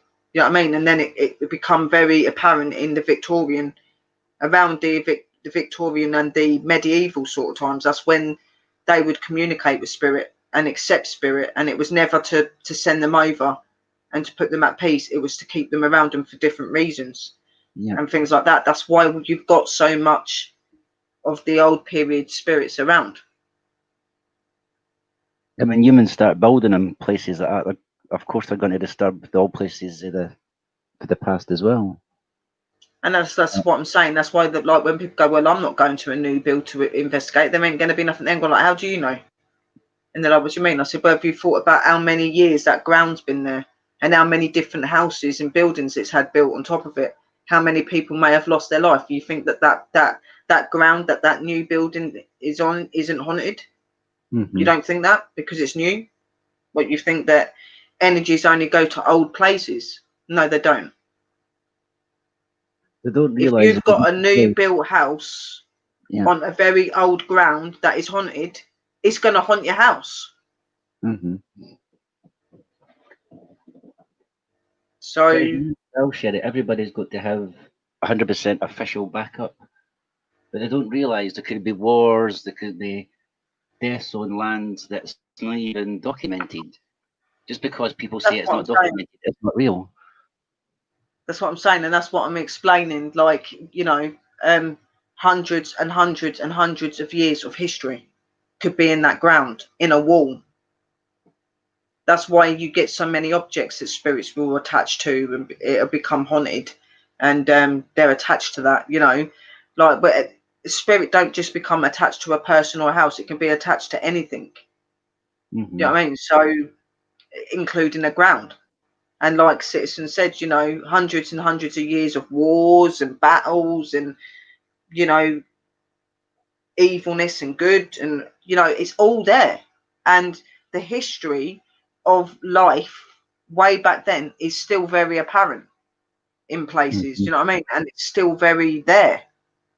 Yep. And that's why I like going to the old places like that, have Victorian and all that sort of link. I love all of that because Mm-hmm. I just find it interesting. Yep. And also, well, you've got to remember there's quite a lot of murders that's happened that they've never been found or anything as well. Yeah, unsettled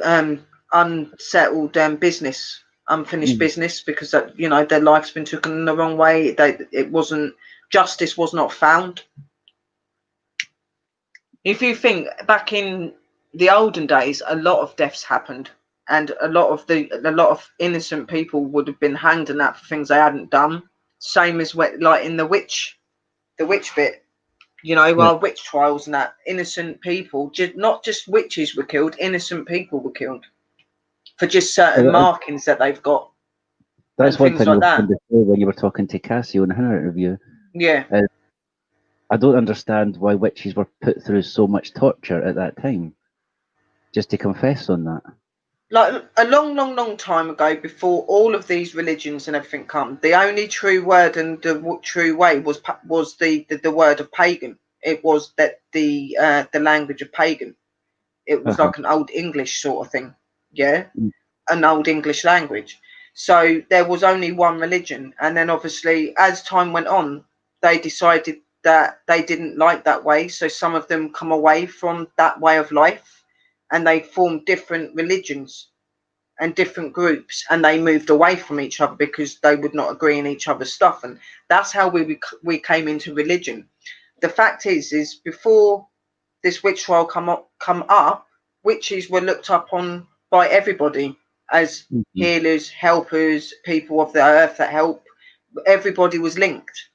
But because of the new religions and the new realities that came into life, then witches were looked upon as being evil and of the devil, and you shouldn't be around them because they do this and they do that, and it's just a load of crap. And a lot of us were killed when we shouldn't have been killed because what we did was love and light. What witches are really protectors and bearers of the planet. We look after the planet and everything that's on it. That's what we are. Yeah, they were definitely taken the wrong way back then. Yeah. I mean, suddenly that religion didn't matter anymore, and they weren't that religion. But everyone forgets that we was all that religion once. We was all linked. Like none of us are better than any of the other. We're all the same. That's why I say we've all got links to different blood, different religions, different ways, because we've been so many different people. And the fact that the true life and the true way of life was that the first ever language was pagan. We was all some link to pagan. To, back in the day, our ancestors lived off the land, lived from the forests and the trees. That doesn't make you evil. That's something we went back on anymore now because everything's just too easy nowadays. Yeah. Some of us, we were more open than others, but that doesn't mean that we were evil. It just means that we were given that gift to see more so that we can learn and teach. That's what we are. Witches are people that learn you and teach you and show you the realities of life and what life really is. But the real history is some of them weren't even witches. It was just that's what I'm saying. There was a lot of innocent people that were killed. We've all got links to that. I'm not being funny. We've all got links to that blood. We all have. But there were people that didn't practice in that, didn't do any spells or do anything wrong, and they were killed just because they had the specific marking. You know what I mean? And it's all, even the witches, those witches shouldn't have even been killed. They shouldn't have been killed. They're still people. It's not just the markings they had. Even if somebody split up with somebody back in the day and they were the female was being horrible to them, they would just go a bit saying, "Oh, they're a witch," and they would get trialed for it. Yeah. But the main thing that was known was the markings. That was the main thing they looked for, was the markings. And that you would have certain markings on your body that would indicate that you were a witch. They would say that if you was put in the water and you drowned, then you were normal. But if you floated, you was a witch. Just mad stuff like that. Like that's how they would torture witches. They would either burn you, drown you. Just some really cool stuff. Really cool. Stone them. And they've done loads. Yeah, I've seen some of the torture things that they used to go through, and it's not very nice. Even stretching them. They used to put them on those things and stretch them. Oh, yeah. They even used to do the thing that Braveheart, the film, used. Yeah. Cut and quartered, where they do the horses at each end, pull your limbs off and things. And sorry, I'm sounding horrible, but or even the chair with the spikes in it. So they used to sit you on a chair, but you wouldn't die because the holes with the spikes made, the blood would just come out slowly. But as soon as you stand up, the blood's going to pour straight out of you. Yeah. And not only that, they say that in the spikes as well, if they didn't insert enough into your body you could survive it. If they'd done it enough, there was something that they would put on the spikes that would kill you slowly, like a poison or something. They've done some really, really nasty and cruel stuff. Even some of the gangsters, we still use some of the torture devices we always used on witches back in the day. Where they used to put a rat on your stomach and cover it with a bowl, then heat it. Yeah. Because they always thought that the rat's going to bury itself down to get back out. but they don't realise is the rat is going to die inside your chest cavity because it's going to drown. Yeah. So they don't finish with that. They still leave the rat in there, and they still leave you lying there. So the rat's going to die, and it's going to go into this most horrible stuff. So you're going to die from the infection of the rat in the first place. They've done some very cruel stuff to not just witches. They've done it to a lot of people. Mm-hmm. You know what I mean? But you know, the witch trials were some of the most brutalist things Yeah, that you could see. And like I've said to people, I remember a past life where I was a witch because I have got a fear of water. And I remember just having this continuous dream of where I'm underwater and people's hands are coming in and pushing me down. That's yeah, how I know that in my witch trial in the past, I was drowned. mm-hmm. So, and I have fear of water. Like I'll sit in a bath, I'll go into a swimming pool if it's shallow. But if I Yeah, can't feel my feet, I start freaking out and I start like hyperventilating. I can't be in mm-hmm. wide open spaces or anything like that in water or anything like that. I can't do it. I can't swim. I don't want to. Yeah, I just got that the fear. It's yeah, mm-hmm. I know exactly what you're talking about. you know, Mm-hmm. and that's why a lot of people go, well, why do I fear this? And people don't realise that maybe the fears that they have in life that they've never experienced in this life could be from a past life. Uh-huh. You know, That's why half the people really didn't want to talk about their abilities and that because they're fear of getting ridiculed and everything else. Or if they are a witch, they don't want to say it. Because exactly. even A though lot of people are scared to speak their mind because through time we've been brought up that paranormal and spirits and stuff should not be spoke about, should not be mm-hmm. messed with, should not do this, shouldn't do that. People that have got abilities are emotionally unstable. They're not well. They're not this. They're not that. When it's a load of crap. You know, you are who you are because you've been chosen to be that way, and you shouldn't be ashamed of that.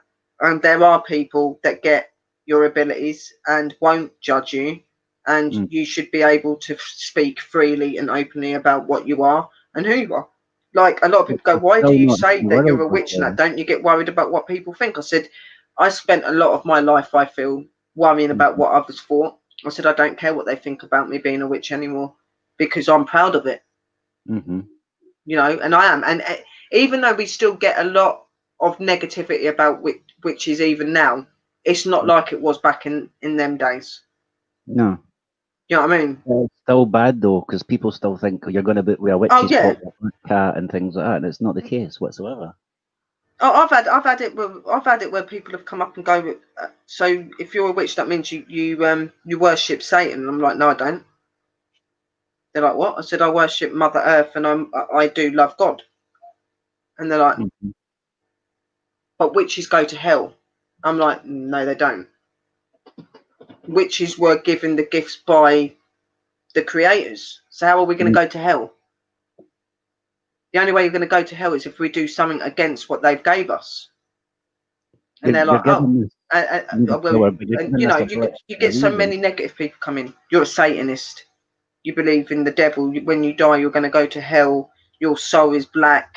You're this, you're that, blah blah blah. And it's like, whatever, mate. Or you're going to put a hex on me, Whatever. and a curse on me, and blah blah, etc. as well. Yeah. And oh, you curse people, and you make people you bewitch them, and you make them do things they shouldn't do. And I'm like, I don't make them do anything. Exactly. You know what I mean? Like, yeah, but you do spells and you do this and you do that. I said, yeah, I do spells of love and light. I don't do anything that conflicts on people and makes people have bad stuff happen to them. Yeah, I'll do revealing spells. I'll do things to show people for what they really are, Mm-hmm. true or not true. But I would never ever put a spell on someone to hurt them. And that's why when I do my rituals and that, like the other day, I always go, I bring this ritual before you, but I ask that no harm comes to any that are good or bad, because I'm not Yep. wishing any harm on anyone. I'm wanting the ones causing the trouble to learn for their ways. Yep. That's all I'm doing. A black witch is the same. A normal black witch that is decent. The only difference between a black witch and a white witch is that a black witch will do a spell and take it upon herself there and then. to make sure it comes to light, where a white witch will do the spell and will wait for it to naturally come to light. That is the only difference between us. And obviously, yeah, you know, these witches that go around and do all this these hexes and curses, then like in my opinion, they're not witches. They're just evil. They are Satanists. They believe in the devil. They work with the devil.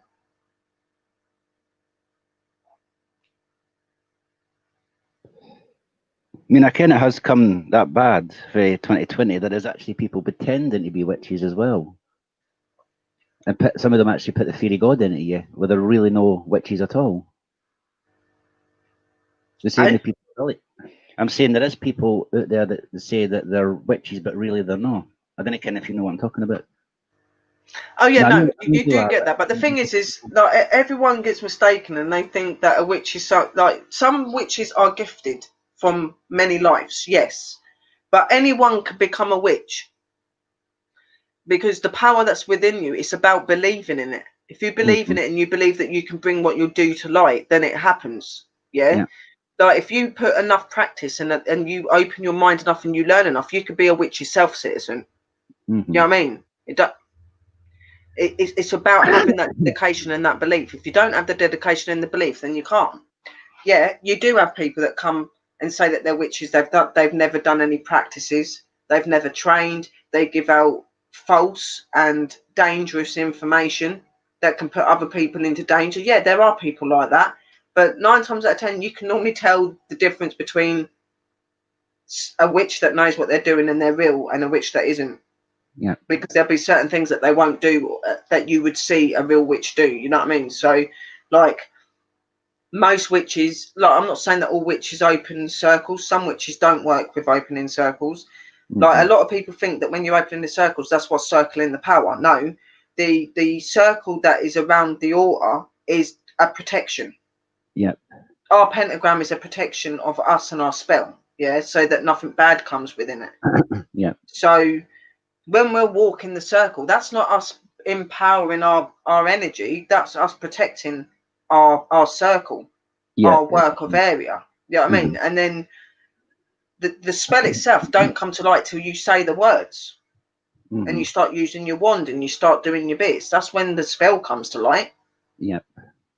You know what I mean? So, but not all of them do that. Not all of them do protection circles. Some of them will just start right up with the spell. Like, you can normally tell the difference with real witches and not real witches. Like, real witches wouldn't even think about what candles you need and how does altar needs to be set up, and 9 times out of 10 they wouldn't even know what they're talking about. Yeah, exactly.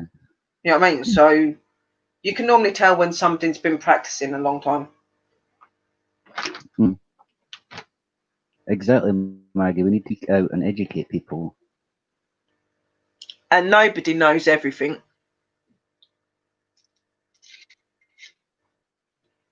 Sorry, Sarah, I just realised who's doing the interview here, because it feels like I've turned it around and I'm interviewing you now.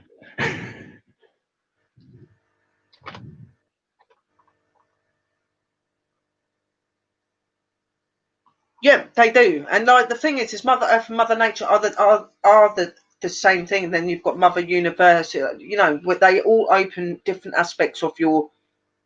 Yes, I agree, Tony. And I tell people who are afraid to talk about it that God chooses you. Yeah, like people think that witches just come out from nowhere, but believe it or not, a lot of them are chosen and are given the abilities and the gifts for a reason, because we're teachers and we're learners. We learn you things. We show you the realities of life and what this world really is. We learn you to love the earth. We learn you to love the people that are on it. We learn you to appreciate animals and plants and trees and things like that. How does that make us evil? It doesn't. We know how, you know, we'll know about different plants, we'll know about different trees, we'll know different medicines that we could make instead of keep using this crap from the government. Go the natural way. back in the day, there was none of these prescribed medication that we get now. Everything that our ancestors done was naturally grown, come from Mother Earth. And that's, you know, that's what witches believe in. They believe in the old way. And that's the real reason why witches were taken so bad, because the government knew they could make money out of the situation. Yeah. They knew that if people kept coming to us, then it would be because we would, you know, like back in the day when you went to see a witch, yeah, you would make you'd pay a small token, but it would be barely anything, yeah, because for witches it was about the love and the respect of the world and the people, yeah, and they didn't want people going to these witches to get the help. They wanted them to be putting their money into them. So then that's why they brought these rules out that any witch that's caught needs to be killed and needs this, needs that. Like, you know what I mean? Because they didn't want their reputation getting squashed because of the knowledge and the wisdom that we had as those chosen. Mm-hmm. It's just the way it is. It always comes back to the same situation. It's always to do with money. I was hit in the head by a stone. Oh dear, music. That's not good, my darling. Hello, my Camry. Big love and light. Hello, my Maggie as well. There is still countries out there that actually use that as a crime, as a punishment. They actually stone people to death nowadays. Yeah.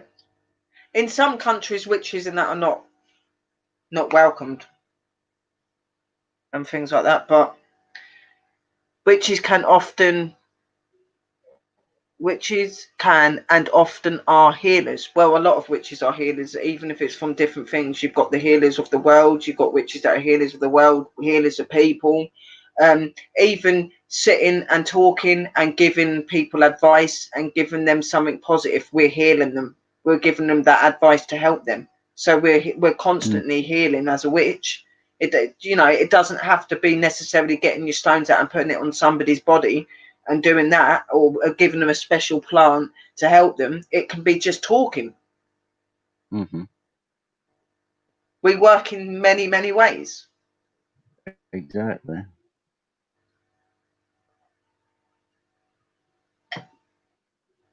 Would you be scared? Would you be scared to come and see me? Would you be scared for me to put my hands up on you and help you? Would you? Would you be like, no, you're evil, go away? No. A lot of people, no, they wouldn't be.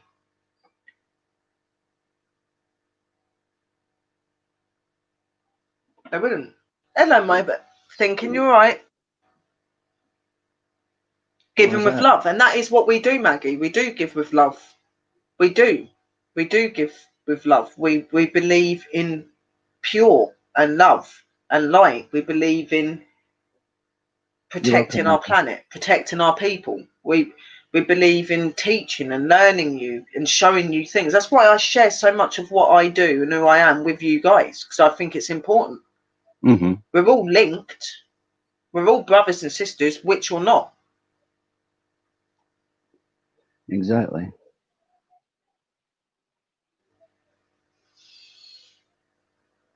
Yes, you do need to keep a sense of humour, most definitely. You know, and nine times out of 10, when I get told that, oh, you're evil, she's not villain, I just laugh at them. I'm like, okay. All right. Well, when you actually think about it, everybody's evil in some way or another. And was the 6? I can't remember for the Bible thing. The 6, there's envy and blah blah blah, etc. But everybody has them. Yeah, we've all got good and evil traits. Of course we have. But I wouldn't say that anything that I do is something that's going to alarm people. No, I don't mean I'm not evil in that way. Like, we all make mistakes and things like that, is what I'm saying. But, you know, in my opinion, witches are probably some of the most trustworthy people you can meet when it comes to things about you. Obviously, yeah, there are some traitors out there and fakes. But you can normally tell when there's a witch around you because you'll feel the energy, and Like a lot of people say to me when they're around me, they feel an energy of healing. They can feel like if they're in pain and they stand near me, they can feel like the energy of the pain of them being Yeah. released Mm-hmm. just by standing around me. I don't have to do anything. Mm-hmm. And that they say you've got this certain glow to you and this Yeah. certain light around you. You can kind of tell when someone's a witch. They've got that look and a way of talking to people. And a lot of Mm-hmm. people say you can normally tell witches because you'll see them in young bodies or in bodies, but you can, when they're talking to you, they sound very wise, like they're many, many, many, many years old. We've got wisdom that we shouldn't know about. Mm-hmm. You know what I mean? Everyone says that about me. You're so wise, you know so much. And that ain't because I've learned it. That's just something, it's in me. Yeah, It's exactly. just come out. I don't know how, but it has. Mm-hmm. It's links of my past life, I guess. And through me doing what I do and I believe now, it brings all of that back to light. Mm-hmm. I remember things. See, as soon as you say to somebody a witch, they automatically think somebody in a black pointy hat with a wart on their nose and things. Yeah, somebody in a black pointy hat that flies on a stick, and Mm. in some films we eat children. I've never heard such stupid stuff in my life. Exactly. What's Maggie said? Because I can't see nothing. What you?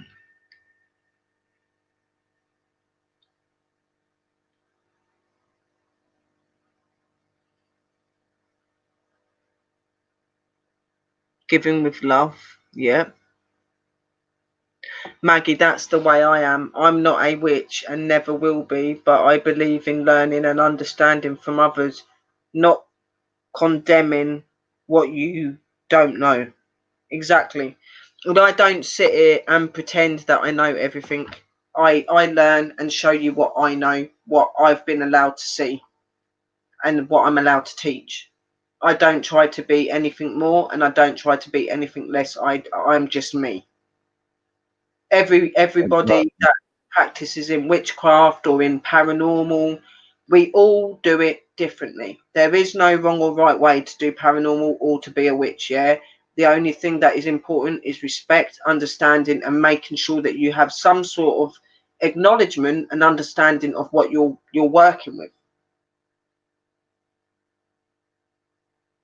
That's why it annoys me when you get people going, well, they've done that investigation wrong and they said that wrong. No, everybody does it differently. And it's no different for a witch. You could put 3 witches together, give them the same spell, and they will all do that spell completely different because it's what works for them.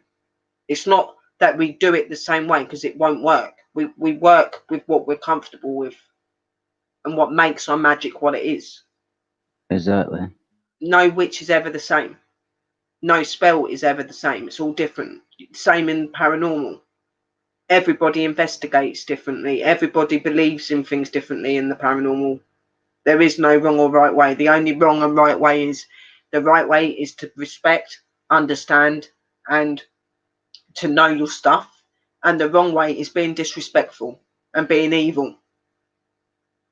That's how I look at it. Everything else, it comes naturally. It's what you feel comfortable with. You know, nobody has the right to stand in front of you and go, well, you didn't do that right. Well, who are you to tell me if I did that right or wrong? You know, what I do and how I work, it works. So you've got no right to tell me that I'm wrong. But who gives a person that right to judge you in that situation? Exactly. Everybody is completely different. There is no right or wrong way to be an investigator, and there is no right or wrong way to be a witch. There isn't. It's what you believe in. It's what works for you. Mm-hmm. The true evil is government. I agree.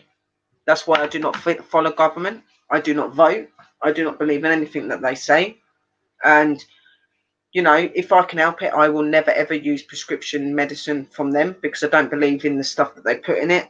You know, I do believe a lot in natural remedies and healing, even though I'm learning about that at the minute. Yeah, If I'm really poorly and I have to go to a doctor's and I have to be on medication, I will. But I'll only take it till I feel better. Then I won't continue taking it. I'm really funny. I don't trust anything to do with the government. You've got to think, do you really trust what they're putting into your body, though? Because they're always trying to keep tabs on you, either through internet, through phones, and everything else. It's very rare that you'll see me go to a doctor's or take medication. And if I do take medication, I only take paracetamol or ibuprofen. That is it. I won't take anything else. I'd rather sit here in pain with my illness than be putting in something into my body that could be making me worse. That's why I, different teas and things with different things that, like that witches would get out and stuff like that. That's really good. I believe in natural. Yeah. It's just how I am. I don't think we'd want to start talking about government because probably get channeled to doing and everything else. But yeah, we're not really saying anything about that. Just says, I don't follow them. I don't. And I'll put this. There's not talk about all that anymore. If we just take if you've put anything in about that, delete it, restrict it, guys. At the end of the day, we should be able to have a freedom of speech. We should be able to say what we want to say. That's what I believe in strongly. Well, we're meant to have a freedom of speech, but we don't. But for some reason, they just intend to keep wanting to stop us. But I'm not saying anything wrong about them. It's not like I'm being nasty. I'm just saying I don't follow the government. And I don't trust them. I don't. No, because the way I see it is not bad, but I just see it as they're trying to be like mummy and daddy, always try to tell you off and tell you what to do, what they think's right, not what you think. They'll give you things saying that it's going to be beneficial, then they take it away from you when you don't do what they want you to do. I don't think that's right. Exactly. I don't think it's right. I've got respect for my countries. I've got respect for my people. I have, but I will never ever sit there and say that I agree in what they do, because I don't. Okay, yeah, some of the crises and the stuff at the minute, they are trying to sort it out, but in my opinion, it's a bit too late. The thing that really annoyed me about them, though, I kind of have to say this, I've said it many times, is to get people to join, to put their life at risk with wars because they're fighting over oil, etc., etc. But then, after they're finished in the service, they don't really care about the person, what they're going through, the war and everything else. They just chuck them to the side. Oh, we don't care if you're homeless. We don't care about you at all. Exactly, Patrick. I call the government a necessary evil. It is a necessary evil because if we didn't have the government, we wouldn't have half the stuff we have. You know what I mean? So yeah, kind of, but I don't agree in their ways. Maggie says those who judge someone that's basis on them being a witch are showing themselves as being evil through their own judging. Well, yeah, you shouldn't judge anyone, not just a witch, anybody. I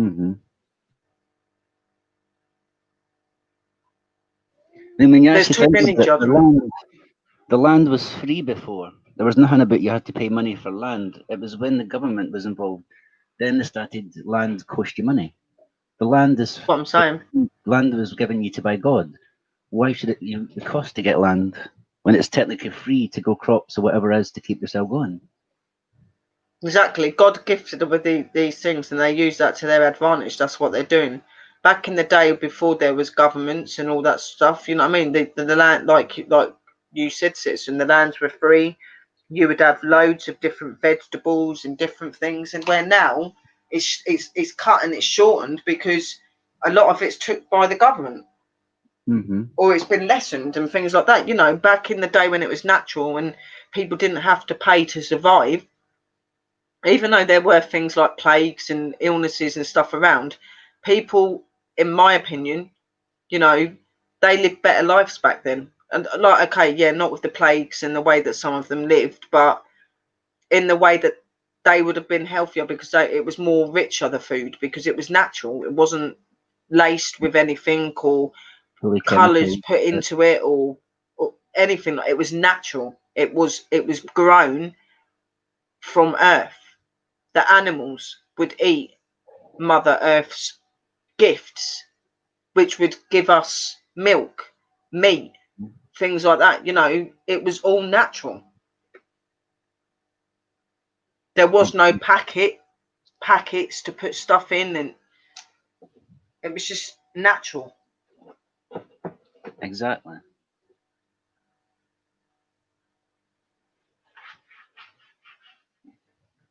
Anyway, guys, we have been doing this stream for over 2 hours.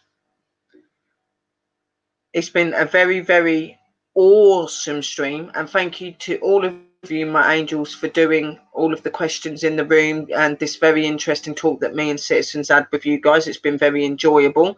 Citizen, would you just like to say again quickly about your channel and the places that they can follow you on, and then we'll turn the stream off and we'll say our byes and we'll go. Okay. My channel's about trying to get real paranormal, I can't even say that now, paranormal evidence so you guys can see it. As I said before, I'm a psychic medium and you guys can't see or hear what I say, so that's why I try to do as much videos on it with as much gadgets as I can do. Now, I know gadgets might not connect to the real spirit world, but even scientifically, we're all trying to work on their level with the gadget. You can find me on YouTube here. You can find me on Twitter, Instagram, TikTok. My TikToks are funny. It's not much of the paranormal over there because I just like to be myself over in TikTok. I don't know Yeah. where So they are the platforms that you can catch them on. Obviously, Citizen Z TV on YouTube, guys. Go check him out if you haven't got him. He is an awesome guy. We've had a very interesting interview. He's done some very good answers to questions. We've had a very interesting talk. We love you guys very much. We appreciate that you came in here and that you helped and that you've supported Citizen. Please, if you haven't shared the room out and the interview, please do so, guys. I love you all very much. We very much appreciate you. Remember to stay real, stay true to your channels, keep believing in yourselves. Do not listen to the hate or the drama, and remember that you're loved and you're special because I say so. And just remember to just keep staying the awesome people that you are, guys, and remember that you are always special and important. And stay spooky. You're Would you awesome, like to say your byes, Citizen? Yeah, guys, you're all awesome in here, and you always do support each other and everything you can do. But what I want to do say before I go is, if any of you guys are having paranormal issues, is really don't deal with it yourself if you don't know what you're doing, or if you don't feel comfortable to talking to the spirits. Is contact me or Sherry or even Danny, and they will help as best they can. Yes, always, guys. Just come out to all of us. There's a lot of good teams on here that you could talk to. Just come to us. You know, we're always here to help you. And lots of love and light and blessings to you all. Free Souls Paranormal Stephen, happy birthday, darling. I am coming off, but I'm going to be back on in about an hour because I'm doing some paranormal. I'm hoping to be, but if I'm not, it's because I'm drained. But if not, then I'm going to have to do it tomorrow after I've done my after I've done my haunted talk, because tomorrow's stream, guys, will be in the evening about 9. Starts about 9 and finishes about 11, and I'm going to be talking about some haunted places in the UK and in America, and like history about it and spirits, and doing a really interesting talk for our evening stream that's linked to our ghosty, spooky stuff. Yep. But we love you. Stay real, guys. Stay spooky, and thank you for coming on, Citizen. Thank you for coming on to excuse me. Thank you for coming on to the interview. I very much enjoyed interviewing you, and you're again one of the people that I really wanted to be able to interview. So thank you for coming up. I mean, if any of you guys are scared and nervous asking me anything, even on the chat, you can contact me privately, and if you want any help that way as well, or ask me anything else, you're more than welcome to. Yeah, thank you, Patrick, darling. I very much appreciate that, and just thank you for coming and supporting me and supporting Citizen. So till later, guys. We love you. Be safe, keep wearing those masks, and be sensible and stay spooky, guys. See you all later.